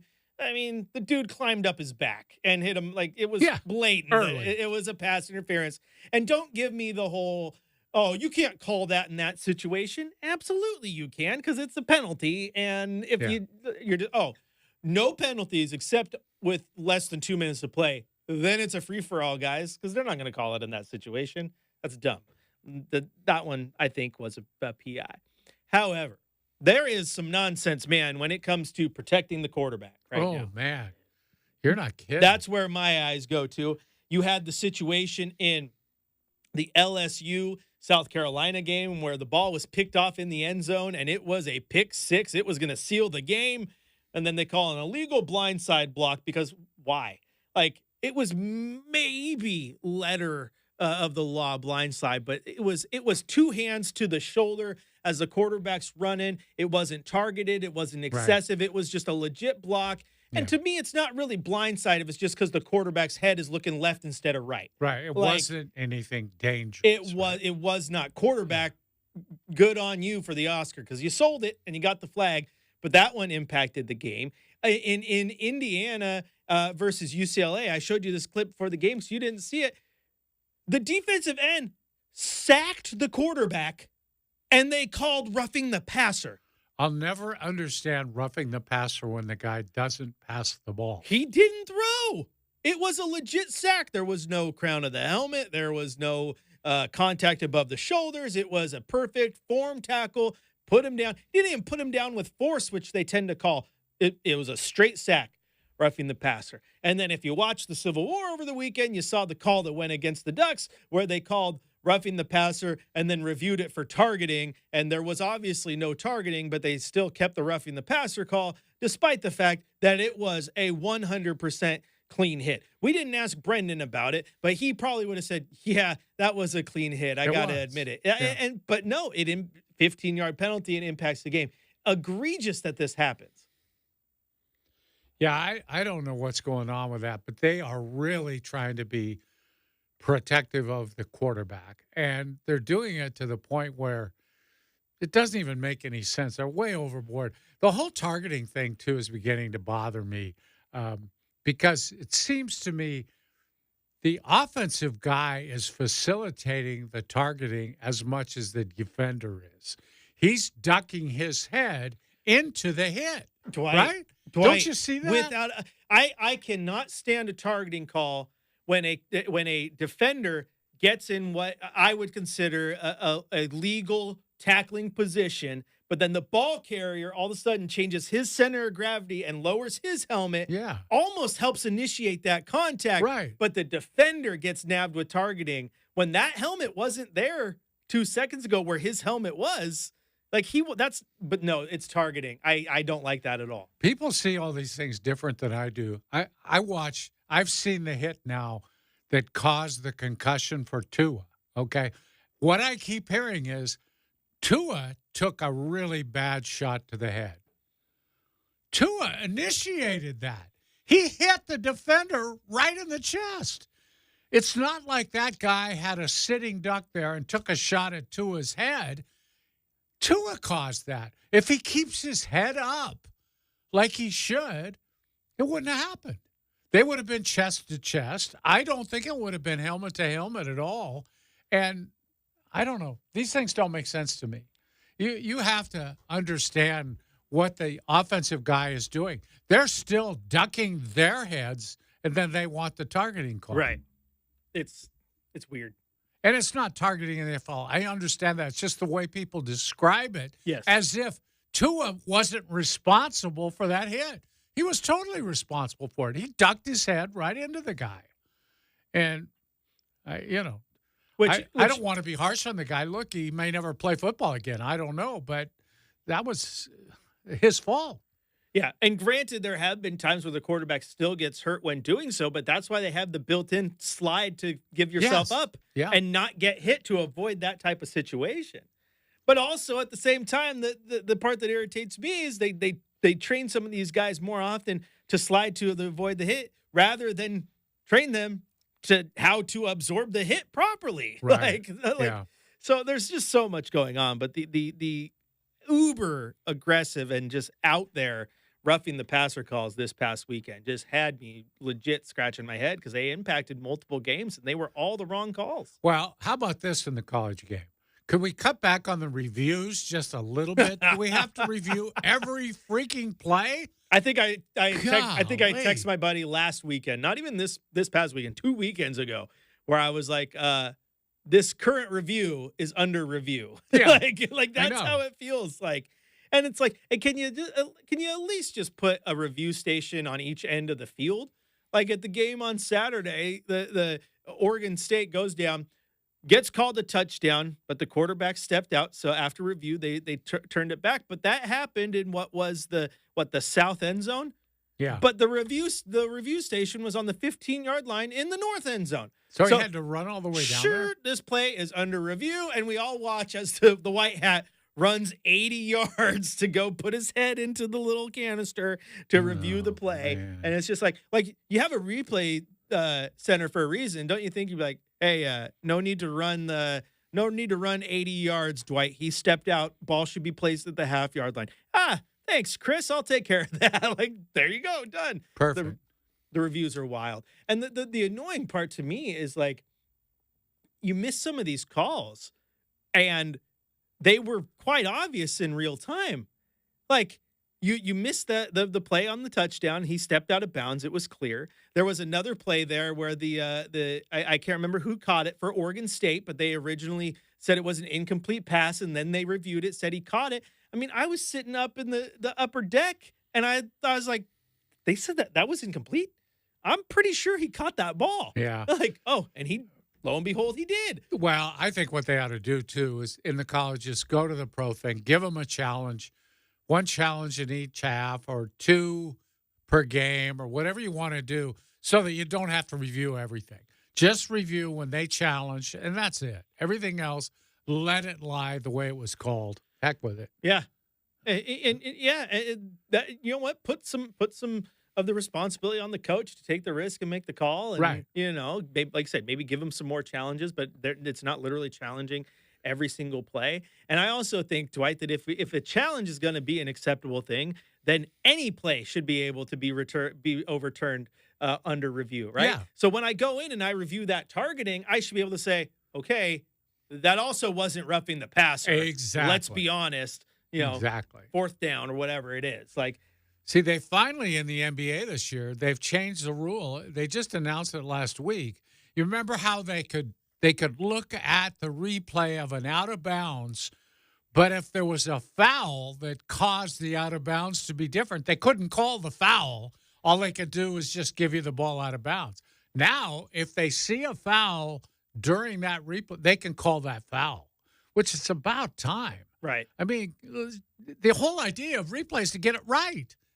Let's get it right. Yeah. I still have a replay center. Have that guy make the call. Save us all some time. Previous play is under review in Secaucus. Right. Yeah. And well, the NFL has finally got. The NFL went to a thing they call booth review, where you don't even know it's being reviewed. Somebody back there is looking at it and said, "Oh, that guy stepped out of bounds at the 22," or "You spotted the ball wrong." Referee makes a simple announcement: by booth review, the ball will be placed at the 23-yard line. Runner stepped out of bounds. Whatever the reason was. Do that once in a while. That's like I used to say, voice of God. One of the summer leagues had the thing where you didn't have to review anything. There was a guy somewhere in a replay booth who looked at everything and just made the correction, just called it when he saw it. When it was obvious you got the call wrong, just correct it. Tell the referee on his headset, yeah, you missed that one. Ball's at the 35, Okay, put it down. That's it. Yeah. Or, again, you go back to baseball being like a baseball purist. I was explaining this one to my wife the other day, how, say a runner is on second, guy hits a single, so he scores, but he never touches third base. The act of touching third base itself is not an out. No, you don't have to touch it. Unless you challenge that play. You have to appeal. You have to appeal. You have to step off the rubber, throw the third base. The umpire can see that he did not touch third base. He doesn't say a word. And runs home, but that guy is not called out unless it is appealed. Right. Because so it should be something like that. Like, umpire might, the ref should make the right call in the first place. But it's like, okay, we all saw that was out of bounds, but unless coach decides to appeal that, we're not just going to go to review and say, you know. It's like leaving too soon when you're tagging up. Yeah. If you get away with it, you get away with it.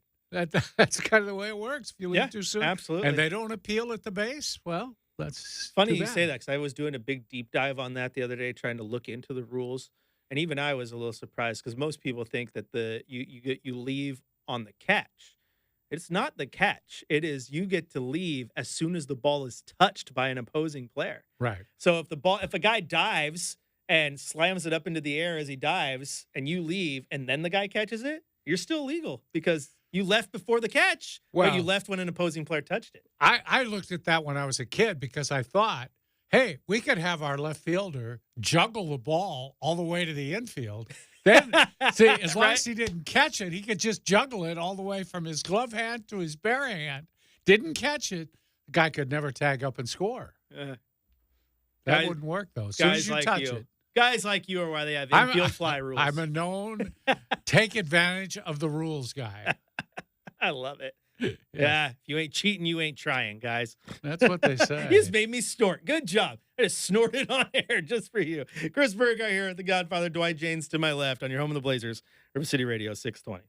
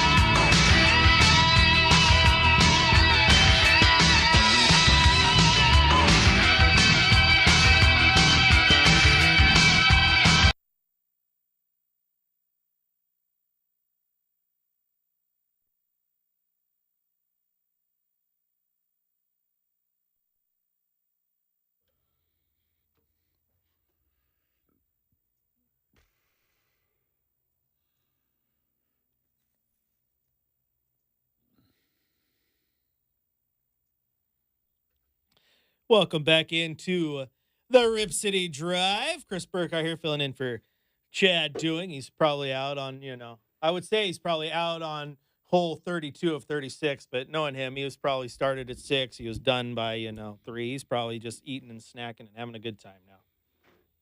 Yeah, it could be. Could be. Probably. Like you said, he's like, he's going to come back and tell you, you won't believe how many par 4s I drove, baby. That's right. It's that light air, Chad. It's the light air. Hey, before we dive back into some football talk here, because we still got plenty of it, and get your thoughts on the UFC holding a pay-per-view in the Sphere in Las Vegas. I mean, the ring there and people, it was quite the spectacle with the way that thing lights up. At one point, they had one of the fighters was a Mexican fighter, and so they had like the Mexican flag colors, like the red, the white, and the green, like, with smoke. Most of the night was a celebration of Mexican combat sports. Yeah, and it was like coming. It was, gosh, it looked cool, and like it almost forget that you're in an arena for a second or in a stadium, whatever you want to call it. It's a hybrid of all of the above.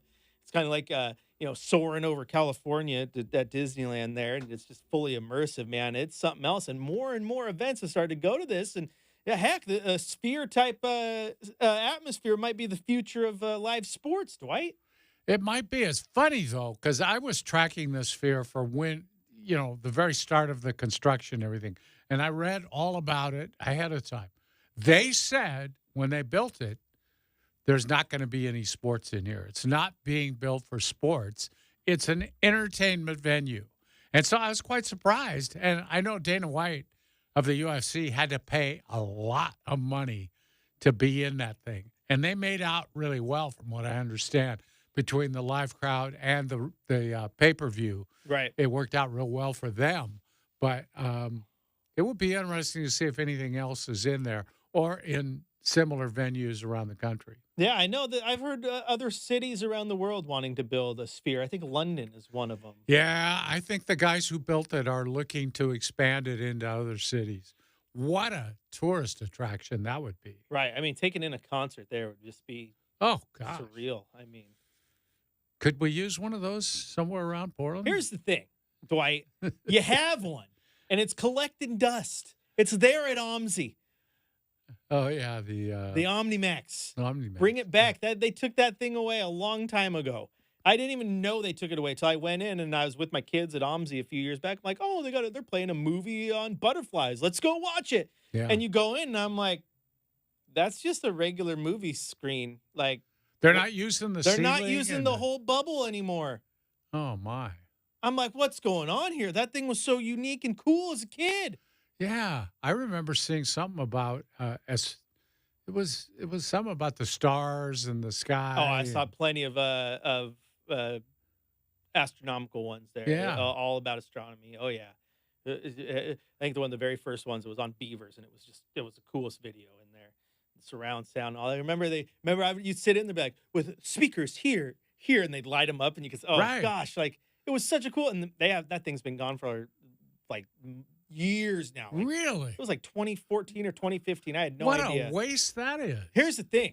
You know what the true waste is they should turn that into a sports venue. Because did you see the videos going around social? But the bar in Dallas, that was like a mini Sphere. I sure did. Holy smokes. If you haven't seen it, folks, you need to get online and look it up. It's a sports bar in Dallas, and it's like you're at the game. Yeah.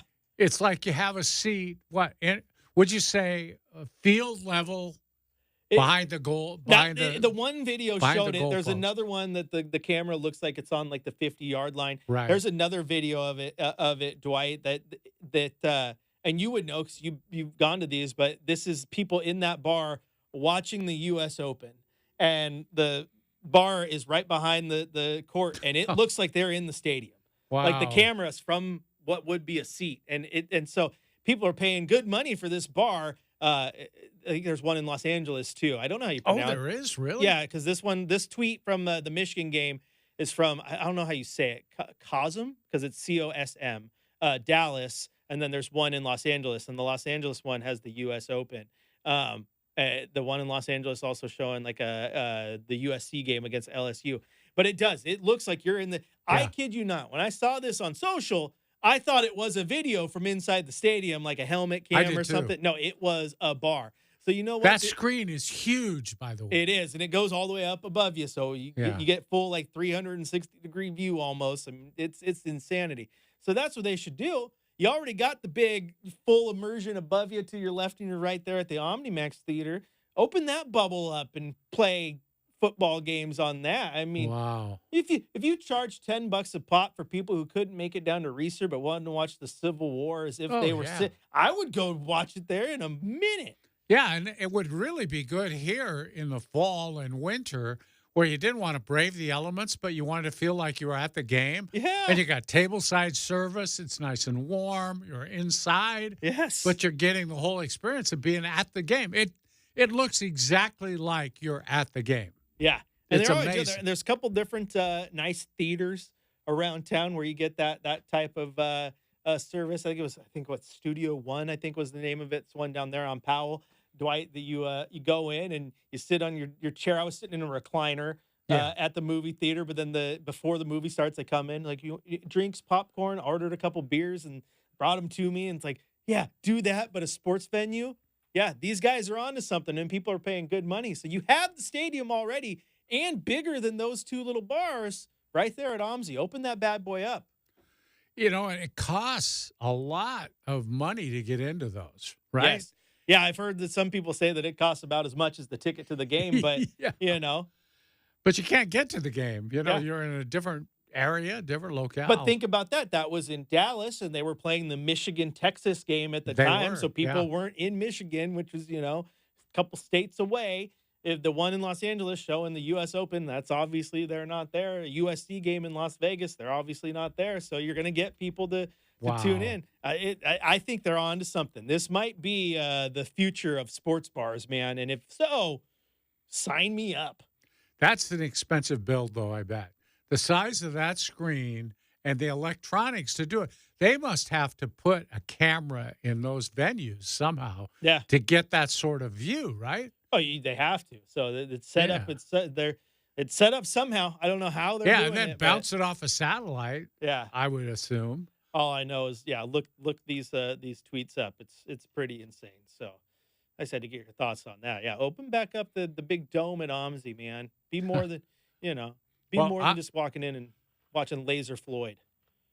Yeah, I'm all in on a venue like that, though, to sit, have dinner, Mm-hmm. watch a game from that point of view and feel like you're there. Oh, man.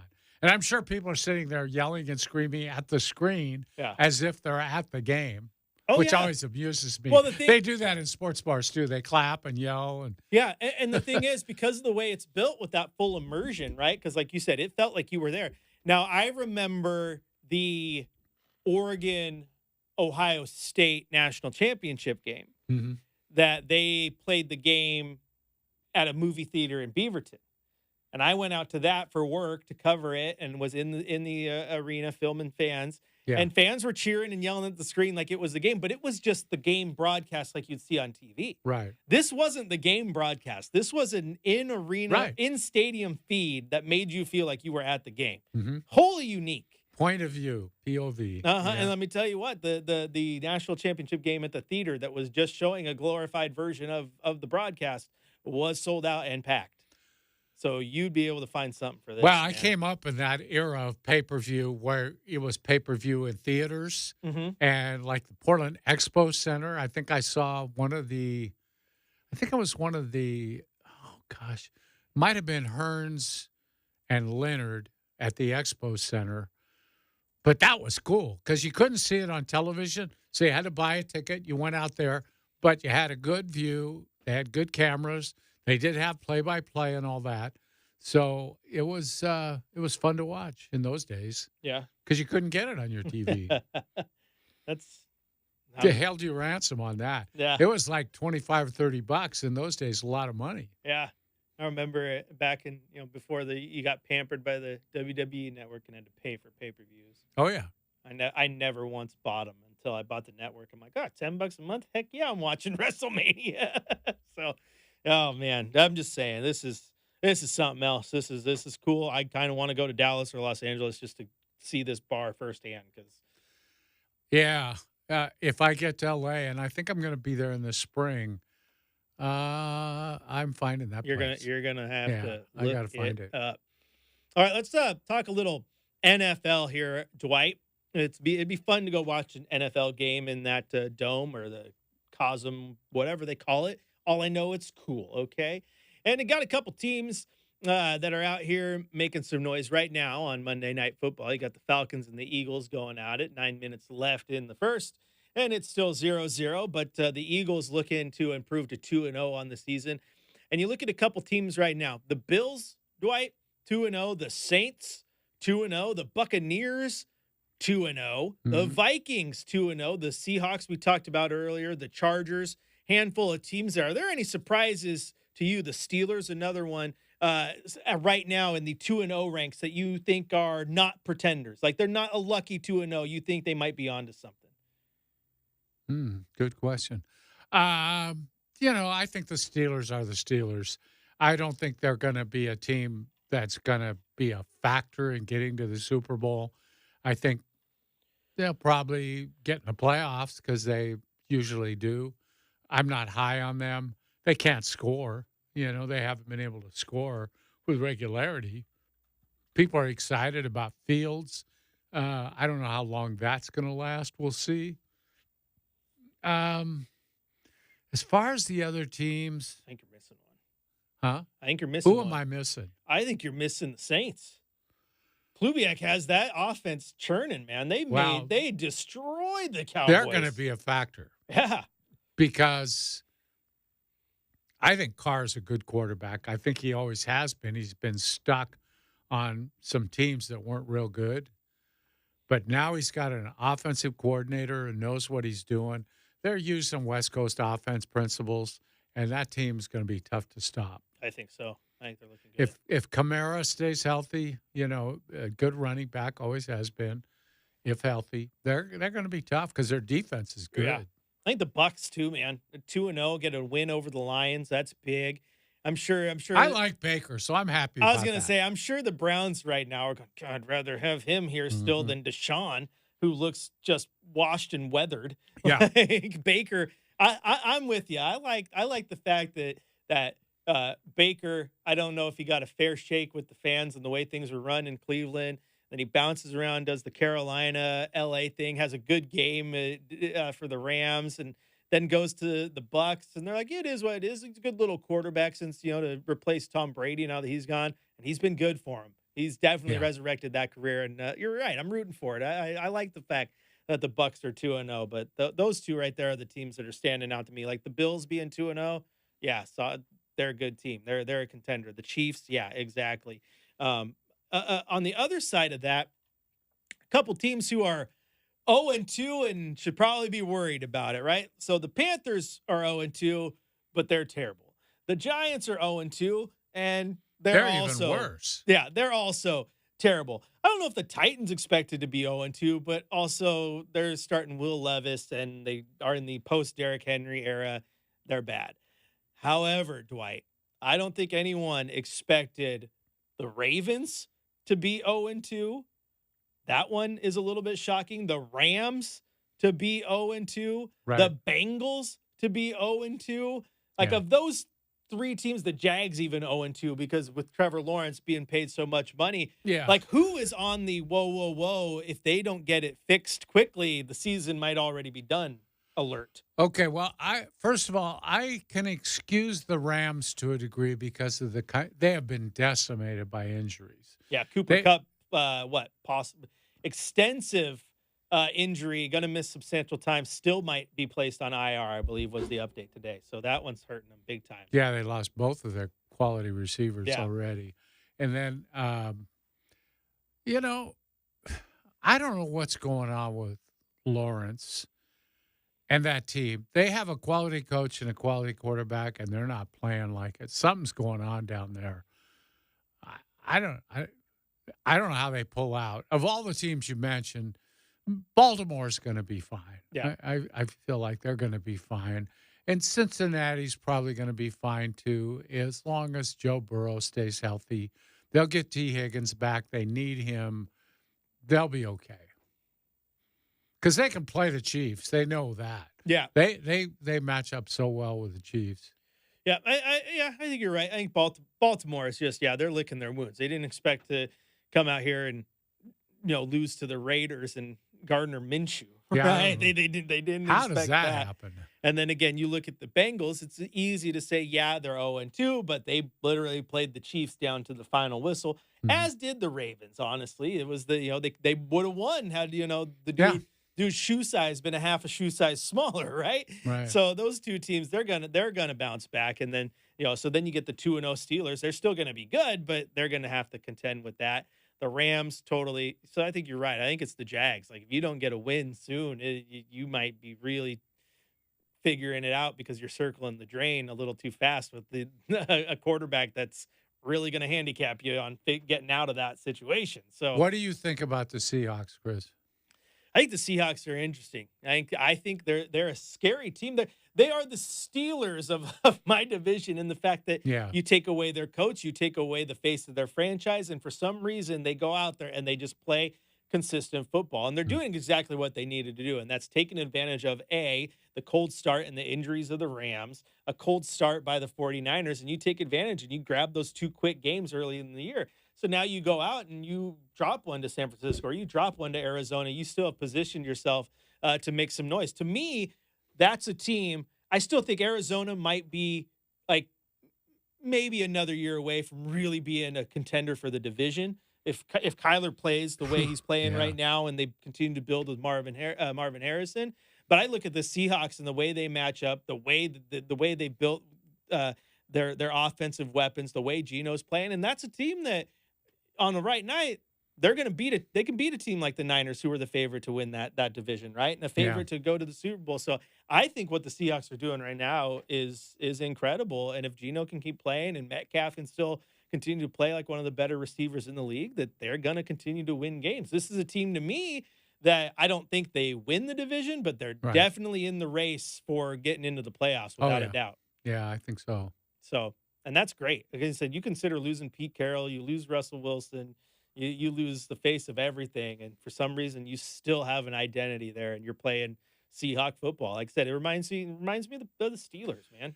Yeah, especially with the emphasis on defense and a defensive head coach. And he has really kind of reshaped the way they play a little bit. They're more cautious on offense. They're more careful. They're not going to get their defense in trouble. It's like the Steelers in a way. They play that way too. They're very cognizant of field position, not doing stupid things to get their defense in a hole. And they have to play in front. I think both those teams need to get a lead, play in front, and then they can dictate terms on the other side of the ball. Right. Absolutely. And the other thing that scares me about my 49ers is, come on, guys, you got talent. Your defense shouldn't be getting beat by Sam Darnold, okay? Deebo Samuel's out for a couple of weeks now, too. Did you know that? Just came across. Yeah, I know. Shocking. As good as they are, they do have guys who seem to need time on the injured list every year. All the time. Yeah. Oh, what, are they tanking or something? What's going on? Not quite. Boy, they need to win this year. Yeah, I am with you. I think if they don't win this year, the window closes. Yeah, well, quick. Then they got to pay the quarterback. Yeah, and then things get hairy. So hopefully they win. Bang, bang, Niner gang. All right. We're going to take a break. When we come back, it is time to hand out some high fives. Chris Burkhardt here with the Godfather, Dwight James, on your home of the Blazers, Rip City Radio, 620.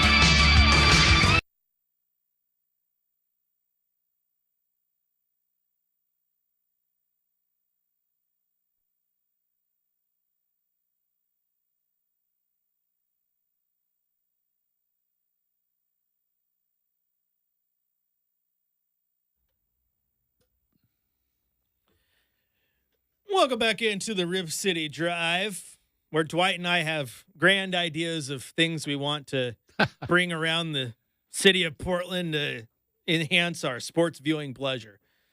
And as Tony points out in the YouTube chat, the laser light shows, bro. I took my now wife on a date before to go see, Pink Floyd. Yeah. The Wall. Well, the that was laser one light of the show. most popular ones they had out They still there. do it. Do they? They still do it. Huh. Heck yeah. I should go back out. It's pretty fun. But I still want to have my Omnimax Theater play sports because that would be great. But it is time for high fives. Dwight, you got a high five you want to hand out today? Yeah, I'm going to give my high five to the Sphere because they put on a great event, and I want them to put a Sphere in Portland, Oregon. We could have one before Seattle gets one. For once, let us have something Seattle doesn't have. No, what's going to happen is they're going to decide to build one. They're going to have a plot of land and everything, and then it's going to get voted down, and then Seattle's going to build it, and it's going to be the greatest thing on the West Coast. Right. That's what's going to happen. Probably. Probably bring a pro sports team back too or something. Who knows? It could be absolutely crazy. Hey, my high five is going to go out to a friend of the show, the captain, Rich Patterson, out here getting a little spot in the Slam Wrestling magazine for his Portland Wrestling archives. Oh. How cool is that? That's right. Back in the day when, they weren't archived like things are now. And it was Playboy Buddy Rose, I think it was recording them and kept them and then gave them to Rich. And then when he passed, his wife gave him the rest of his collection. And now he is the go-to when it comes to Portland wrestling history. It would be great to find a way to get those taken up and putting in like a digital format where people can consume the great wrestling that happened here in the day. Yeah, you can buy his whole set now. You can get the whole thing from Rich. Get a hold of him on Facebook, Rich Patterson, Portland Wrestling. The story was Buddy Rose recorded those. Tom Peterson sponsored all the wrestling on Portland, and he had a machine called the Quasar that was a predecessor to VHS. And so he gave one to Buddy, and Buddy recorded the matches on him. Well, later on, of course, he handed off some of those cassettes to Rich. The problem was he didn't have a Quasar machine to play them back. Well, he hunted and advertised, looked all over, finally found one. Didn't work so well. He got a hold of it, fixed it up, then used it to transfer over to VHS originally. And then I think discs later on. But that machine, he had to have the heads cleaned on it about every other time he used it. And it was like $20 every time he used it. It cost Rich a lot of money to get those transferred. And they were on compact discs when I got mine. I've had mine for a long time. I check them out every once in a while. The old days of Portland wrestling where you could see Roddy Piper and Jesse the Body Ventura and all those guys. Yeah, you can reach out to Rich at Portland Wrestling Video at yahoo.com and get some information there. I might have to get in there and pick those up. That's pretty cool. The cool part about those old ones on the tape, too, they don't do what happens nowadays. It absolutely pisses me off. My old man gripe is I hate the fact that everything is digital now, not because it's digital. I hate the fact that it's digital and can be edited.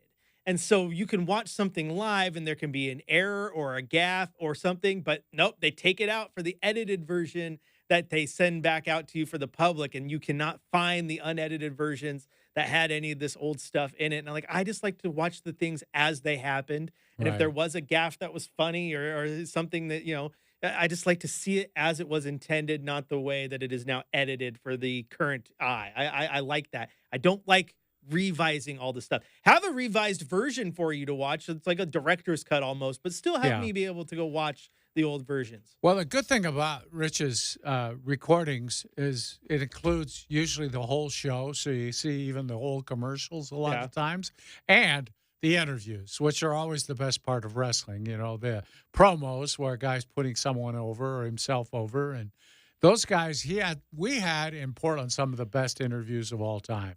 I mean, Piper was as good as it gets. And you get your share of Roddy Piper promos. Yeah. need the archive of Blazer games too, so people can understand that. Yeah. Bill Walton was really good. Like Yeah. he In wasn't case you really wanted good. to Yeah, he know. wasn't really good for the 70s. No, he was Yeah. really good. He would be an Yeah. all-pro right Yeah, now. and Yeah. Clyde Drexler would be a bucket in today's NBA, no matter what you say. Sorry, guys. Yeah. Like, Just the way it is. Hey, did you see this one too, Dwight? I know you saw it. I don't know why I say, hey, did you see this thing that you sent me? but I might have seen it. But Helio Ramos hitting a opposite field home run at Oracle Park, which is where the Giants play. It was a splash hit, the first ever right-handed splash hit in the 20 years that thing's been there. I think it's been about 20 years. Yeah. No right-handed hitter has ever hit one into the bay until last night. That's incredible. First one. Yeah. That's so hard to do. I mean, you got the wind coming in off the bay. It's a long distance to the water anyway, because you get over the fence, then you have the concourse and all that. Like, that's 2020. That's a 24-year-old park. The guy that fished the ball out of the bay is the guy who has a kayak. He's out there every night. They have a nickname for him. I forget what he is. He is hard to deal with. He would not give the ball to the player. He always wants to make a deal with the team. I think Michael Harris of the Braves hit his first grand slam, and it went into the bay. He tried to get it. He offered all kinds of things to the guy, but the guy wanted the Giants to give him a job, or he wouldn't give the ball to Harris of the Braves.